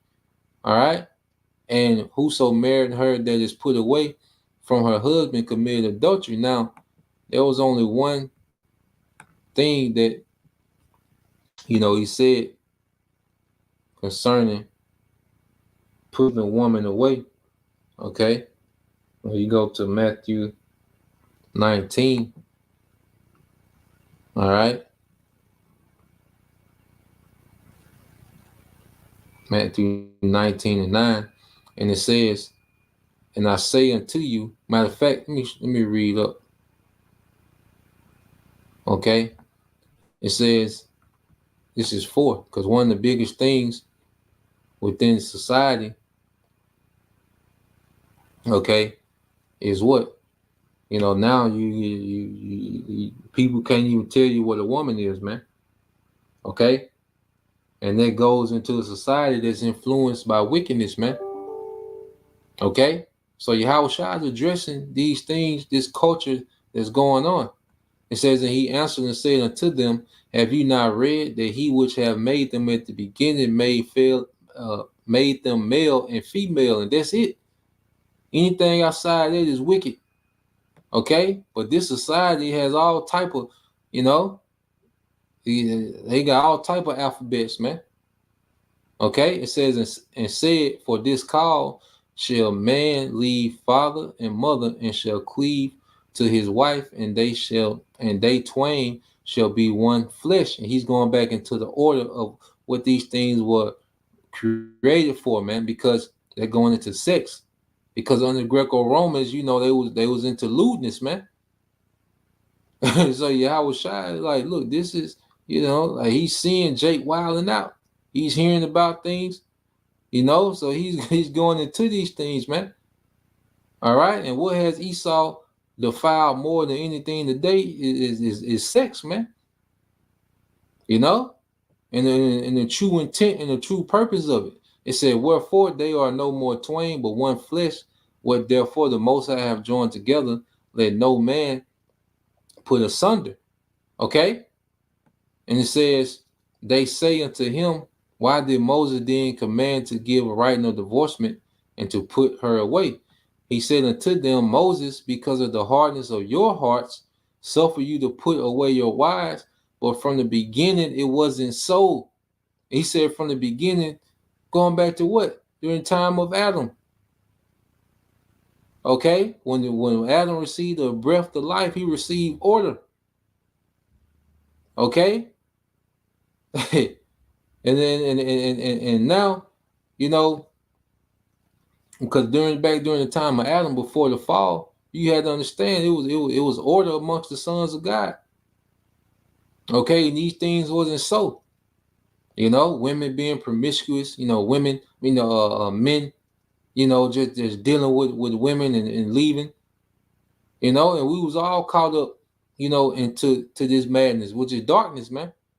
Okay, it says, and I say unto you, whosoever shall put away his wife, except it be for fornication. Now these things apply, to us after we come into the truth, because technically we all are adulterers and adulteresses. Okay, it'd be hard to find a woman that's still with the first man, okay, that she ever dealt with. And it's hard for a man to find a woman that's never dealt with a man. Okay, so by default, we will be considered adulterers and adulterers and adulteresses. Okay, but when we come into this truth, okay, we're born again. Now these things apply, because this is establishing order. Like the family is a major part of order. Okay, hookup culture has nothing to do with nation building. It only causes confusion in what we have today: baby mothers and baby daddies and chaos. Okay, so as Yahweh Shai, it says, whosoever shall put away his wife, except it be for fornication, and shall marry another, committed adultery. And whoso married her, which is put it away, committed adultery. Yeah, because as a man, if you just put a woman away and she's pleased to dwell with you, okay, well, she's gonna get another man most likely, okay, and the adultery that she's committing, because she's bound to you. Okay, the only way you're not bound, okay, to a man is through death. Okay, if he dies, all right. Well, while he's living, you're bound to that man. And if a man puts away a woman, then and she gets another man, now she's committing adultery. But the man is guilty of adultery because he put her away for and he didn't have proper cause, man. So now he's guilty of that adultery she's committing. You see? Except for, fornication. Now, as Apostle Paul was, it's a whole nother topic, but Apostle Paul went into that um um in the 1 Corinthians 7th chapter, and he was pretty much expounding on what YAHAWASHI was saying. He that is, with a woman, seek not to be loose. If you're with a husband, seek not to be loose. Okay? And then if there is a split, the woman is supposed to be unmarried. All right, and if she's married, she's to be reconciled to her husband. Okay? Now you can't stop no one from leaving, So Apostle Paul was going into there like, if they be pleased to dwell, you dwell with them, your wife or your husband. Okay? But if they leave, then there's nothing you can do about that. You can't make them stay. Okay? Then if they leave, a woman just being a hindrance, there's just many lessons going into that. But the point I want to emphasize on is YAHAWASHI. He was attacking the culture of their Greco-Roman culture, that was influencing Jake. Okay? Because, you go into this subject, so many different scenarios, but just going into the general topic. Now, let's go here to the book of John. All right? Now, listen to how YAHAWASHI speaks to this Samaritan woman. I want to get to the point. All right, now he's telling her about the water of life, which pretty much he's using her to bait in, all right, those Israelites in Samaria, it was given to them to believe the gospel. So he's using her pretty much as bait, so he starts a dialogue with her, which that dialogue is going to believe to, those Israelites, okay, that was in Samaria to believe. Okay, now this is St. John 4:15. It said, the woman said unto him, Sir, give me this water that I thirst not, neither come hither to draw. YAHAWASHI said unto her, Go, call thy husband and come hither. The woman asked and said, I have no husband. YAHAWASHI said unto her, Thou hast said well, I have no husband. Okay, so he started this dialogue, but YAHAWASHI really, he's taking shots at that culture, man. Okay. Listen what he said. For thou hast had 5 husbands, okay, and he whom thou now hast is not thy husband, and that sayest thou truly. Okay. Now let's read this in the NLT. Okay. Now, what culture does this remind you of? Okay. It says, for you have had 5 husbands. Okay. When she was dealing with different men, and you aren't even married to the man you're living with now, you certainly spoke the truth. Okay. That hookup culture. All right. In which we all came, and we was birthed in this, man. We was pretty much birthed. The majority of us was birthed in hookup culture, man. All right, because the scriptures speak about how surely the turn of things upside down. Okay. Read verse. Yeah, that was it. Yeah, but the scriptures speak about how Esau, surely his turn of things upside down, okay, shall be esteemed as the potter's clay. Now, you look at the majority of us, and Esau played a major part, especially when you go from the feminist movement, because there's nothing but idolatry, man. All right. And this is why YAHAWASHI was emphasizing on family structure. And he was, speaking against, he told her, yeah, you got 5 husbands, but one you with now ain't your husband. You see? All right. But it was set up let me prove this first and then expound on that point. So he was just, having that dialogue with her, but he did, take a shot at her with being, goddamn loose, man. Okay, all these different relationships. Let's see that boyfriend like that's not our custom. That's not our way. Boyfriend, girlfriend, baby daddy, and all. That's not our custom, man. Okay. When Adam received that breath, he didn't receive that way. All right, hook up culture and you know, nah, man. And it says, and many of the Samaritans, this is John 4:39, says, many of the Samaritans of that city believed on him for the saying of the woman which testified, he told me all that I ever did. He pretty much told her life. Okay, she pretty much was living like a modern woman, man. All right, a modern feminist woman. That's how she was living. She was living her best life. Okay, and but she went and told those Samaritans was the Israelites. And how do we know? Because they believe. Okay, so he used her as a bait, to draw them in. All right, that's why he had that dialogue with her.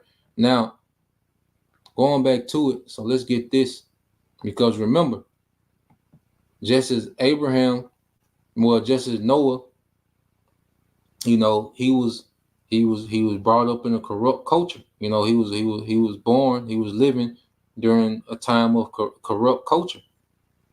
He said all the thoughts of men was evil. When Noah was preaching, man.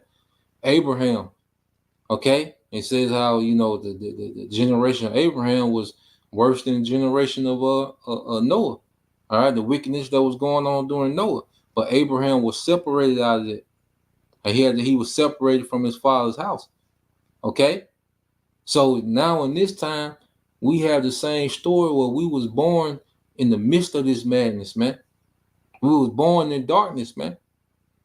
Okay, when you go, let's get this, and it's a lot of Israelites, just as you had, sons and daughters being born. All of them weren't right. All of them wasn't, there for salvation. You have a lot of them that was there to be destroyed. But the Lord, okay, he brought us, all right, Lord willing. And there's a generation of, matter of fact, let's get it in. I've been speaking of Ephesians. Let's get Ephesians 1 and 3. All right, Ephesians 1 and 3 said, blessed be the power and Father of our Lord YAHAWASHI HaMashiach, who have blessed us with all spiritual blessings in heavenly places in Hamashiach. Okay, according as he have chosen us in him before the foundation of the world, that we should be holy and without blame before him in love. Remember, and love the Father, all right, with all our heart, with all our soul, the Most High, okay, and love thy neighbor as thyself, and that's what's going to make us blameless, okay. And even in love comes rebuke. Even when you hear rebuke, it's out of love, because even when we rebuke things that are off, because we get rebuked, you know, it's a rebuke go out every day, man. Okay, somebody somewhere is being rebuked, man. And we got to make the adjustments. And rebuke is a form of love because it's keeping us on track. It's a guide. Okay? And that's making us blameless, man. Okay? Verse 4 says, having predestinated us unto the adoption of children, the sons of God, by YAHAWASHI HaMashiach to himself, according to the good pleasure of his will. Okay? So, through YAHAWASHI, we've been pulled from darkness. There's a predestination that will be pulled from the darkness. Okay, but then there's those that are being born as Israelites, as sons of God, that's going to be destroyed. Okay, just like during the flood, and that's why you go here. Okay, and that darkness was the the cultures we was born into, man. Black culture, feminist culture, nigger culture was full of violence, man. Okay, And Esau, what he did a mighty wickedness when he brought sexual liberation to the table, man. Okay, but it had to be so because it's like the Lord, hey, a lot of spirits had to be brought back to the earth, man, for judgment. Okay, but in the midst of that, all right, in the midst of that darkness, he preserved his remnant. Okay, so you go here to Wisdom of Solomon, chapter 4, because you look at it. All right, so going back to the darkness, you look at the culture, okay, of our people, and you start from the 60s on up, Esau pretty much through sexual liberation, through black exploitation, through the music, through movies, he pretty much, he turned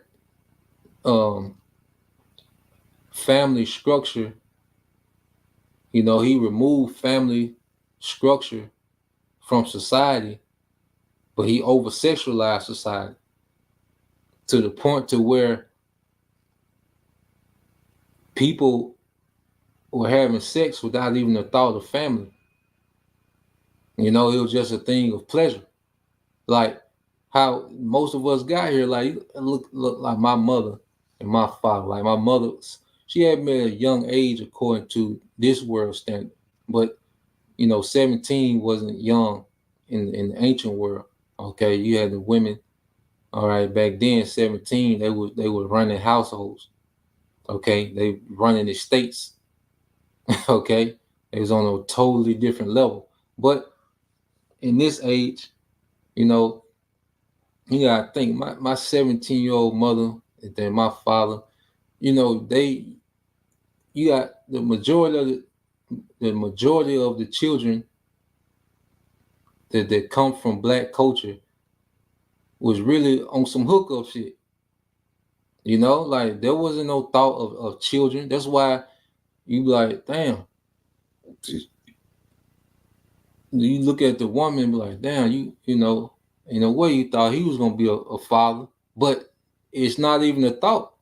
It's really like Esau just created. He did he just brought sex so low to it's just two people getting their rocks off. It ain't got nothing to do with family. Ain't got nothing to do with structure. We fell away from inheritance. We lost all those things. We was in darkness, man. To the point now where the most of the children are here just here on some off of hookup culture. What YAHAWASHI was condemning. He like, yeah, you got, you had 5 husbands, and the one you with now ain't your husband. Like I say, the boyfriend, baby daddy, nah, man, that wasn't it. Okay, and through that, which that all that goes back to idolatry. That was the way of the heathen.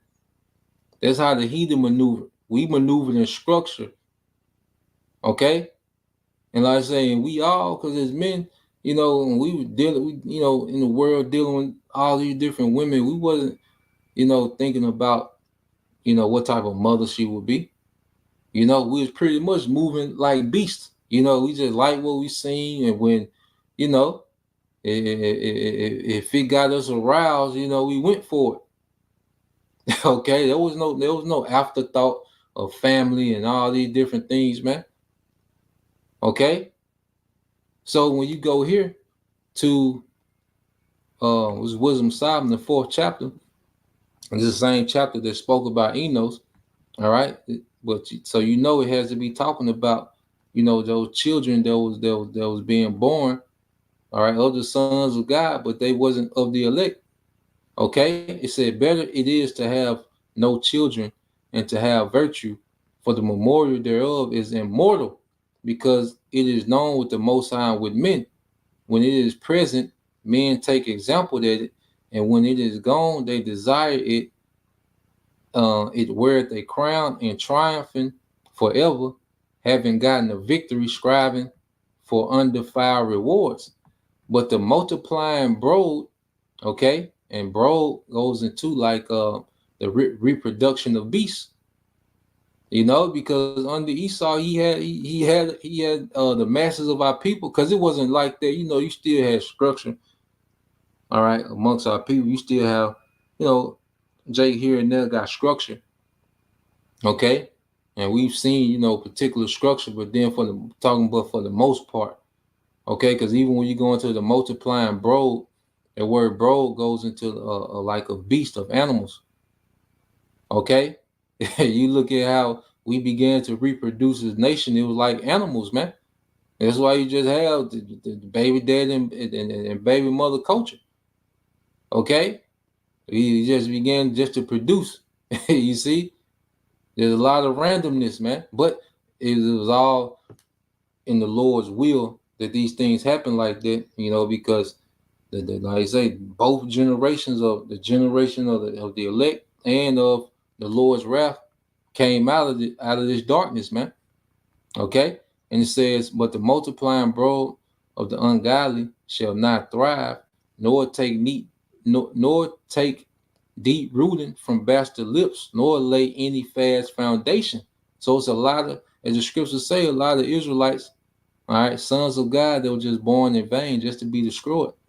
It said, for though they flourish in their branches for a time, yeah, they flourish right now, because 2/3 is a larger number than the 1/3. So for right now, they dominate. Okay, they the ones that that's that's like I say, that's just having the most children. Okay, and it has to be like that because the 2/3 has to be large, twice as big as the 1/3. So that's why you see that they're multiplying quicker. The degenerate culture is multiplying itself for the judgment. Okay, so they're flourishing for a time. It said, "Yet standing not fast, they shall be shaken with the wind." That's them nukes, man. "And through the force of the winds, they shall be rooted out."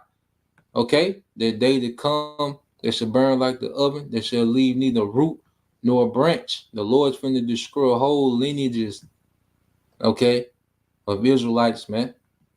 It says, "The unperfect branches shall be broken off, their fruits unprofitable." Yeah, the culture, the fruit of their doings. All right, it's an unprofitable culture of death, not right to eat. Yeah, meat for nothing. Okay, meat for nothing. You see, like no, that culture isn't worthy to exist. Cause meat goes into worthy. All right, that's why John the Baptist say, "Bring fruits, meat of repentance." He was talking to the wicked leadership of Israel at the time. All right, and he was telling, "Look, bring fruits, meat for repentance." Okay, because the leadership was off. That leadership that Jake was under, that's not worthy. All right, for the next kingdom. Okay, that's not worthy for the kingdom. That type of rulership after the manner of the heathen, especially after the manner of Esau, Edom. Okay, and this culture, okay, nigger culture, feminist culture, that's not meat for nothing. That has no part. All right, that's not worthy for the kingdom to come. Okay, and that's why. All right, and get ready to close out. Got a few more. I knew this was gonna be long. You know, so you go here.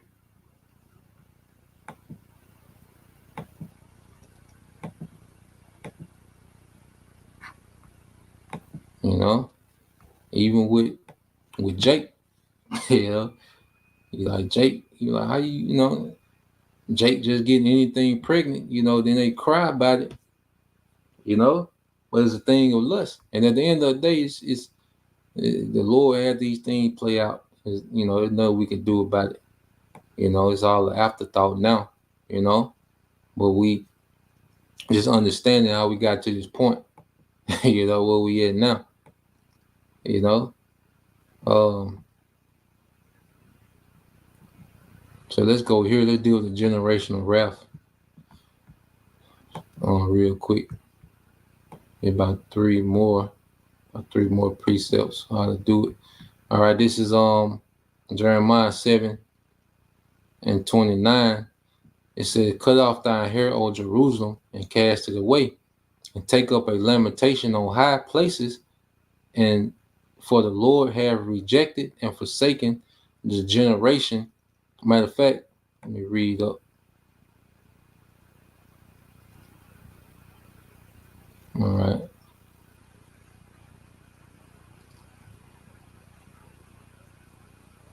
Yeah, I'm gonna read into it. This is Jeremiah 7:23 said, "But this thing command I them, saying, Obey my voice, and I will be your power, and you shall be my people, and walk ye in the ways that I command you, that it may be well unto you. But they hearkened not, nor inclined their ear, but walked in the counsels and in the imaginations of their evil heart, and went backward and not forward." So each generation will get worse until where we at now. Okay, 5-year olds asking to dance to Pound Town. Now, how is not an uproar amongst Jake? How you know? You got little Jake King, the little rapper. 10-year old man. Listen to you listen to what he's rapping about. And it's like, damn, is this legal? Okay.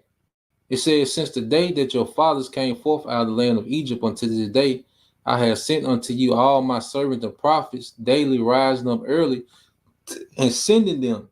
Yet they hearken not, nor incline the ear, but harden their neck. They did worse than their fathers." Okay? So during the time of Noah, Noah was what? A preacher of righteousness. Okay? During the time of YAHAWASHI, okay, as he was preaching, you had those that was not of the elect, or the predestined. They would always rebel, and go after the way of the heathen. "Therefore thou shalt speak all these words unto them, but they shall not hearken to thee. Thou shalt also call unto them, but they will not answer." So we don't marvel at Jake, not listening, not getting it. We don't marvel, man. Okay? All we can do is get the blood off our hand, man. You know? And then through this labor of love, as the scriptures say, hey, we gonna keep teaching, man. Keep warning until we can't no more. Okay? Just as a Noah, he was teaching until the day the Lord shut the ark. It said, "But thou shalt say unto them, This is a nation that obeyeth not the voice of the Lord, their power, nor receiveth correction. Truth is perished and is cut off from their mouth." Okay? And this is that generation that's back. Okay? It says, "Cut off thine hair, O Jerusalem, and cast it away, and take up a lamentation on high places, for the Lord hath rejected and forsaken the generation of his wrath," man. All right? And then the generation of his wrath is alive and well in the earth today, man, as you can see from the behavior. All right? And we came from amongst it. We was born into this dysfunction. Okay? This is Abraham, like Eliashua would say, Abraham seen a real Christmas. Okay? Child sacrifice, and he seen a real Christmas. Okay? He was born into that. All right, but he was called out. All right, this is the book of Luke, chapter 1. No, it's like the book of Colossians. All right, so this is the book of Colossians, chapter 1, verse 12. It said, "Giving thanks unto the Father, which have made us to be partakers, meet, okay, which have made us meet or worthy, okay, to be partakers of the inheritance of the saints of light." Okay, so we all come from dysfunction. Okay, but the spirit, just as the Lord breathed the breath into Adam, okay, is making us meet to be partakers, all right, which is worthy to be partakers of the inheritance of the saints in light. Okay, it was all according, because it could have went either way, but it was all according to predestination. That's why we can't be proud. We all was brought up in dysfunction. We all did some horrible things that we even hate to think about. You see, but it's all according, the Lord's mercy, man. At the end of the day, there is a YAHAWASHI mercy. Okay. It said, verse 13 said, who have delivered us from the power of darkness. See, our minds had to be delivered from the power of darkness, which is Esau, Edom today, beginning with Amalek. Okay. We had to be delivered from these enchantments, okay, that dominate our people, man. But the elect will be our minds our minds will be delivered from that, man. Okay, before we are physically delivered like Enos, like Enoch. Okay, we will be delivered from the power of darkness, and we will begin to walk, all right, with the Most High. Okay, in righteousness, man, rehearsing the righteous acts in faith. Okay, and have translated us into the kingdom of His dear Son. Wasn't Enoch translated? Okay, you see. But guess what? We've been removed from the power of darkness, and now we're making that transition into a kingdom, back to a square one, a righteous kingdom in the earth with the sons of God. Okay, and this is what this thing is about. Okay, and it is all connected. So as I knew they were long, 2 hours. I stopped looking at the time. But hey, it be like that sometimes. You know. But that's the point, Lord will, you brothers, all right, and you sisters were edified once again. We give all praise and glory unto Yahweh, by Hashem, Yahweh Shai, by Hashem Kakadash. Double honors unto the apostles and the elders of GMS who rule well, teach well, being great example to his younger brothers, and peace and blessing, salutations, and hope for Shalom.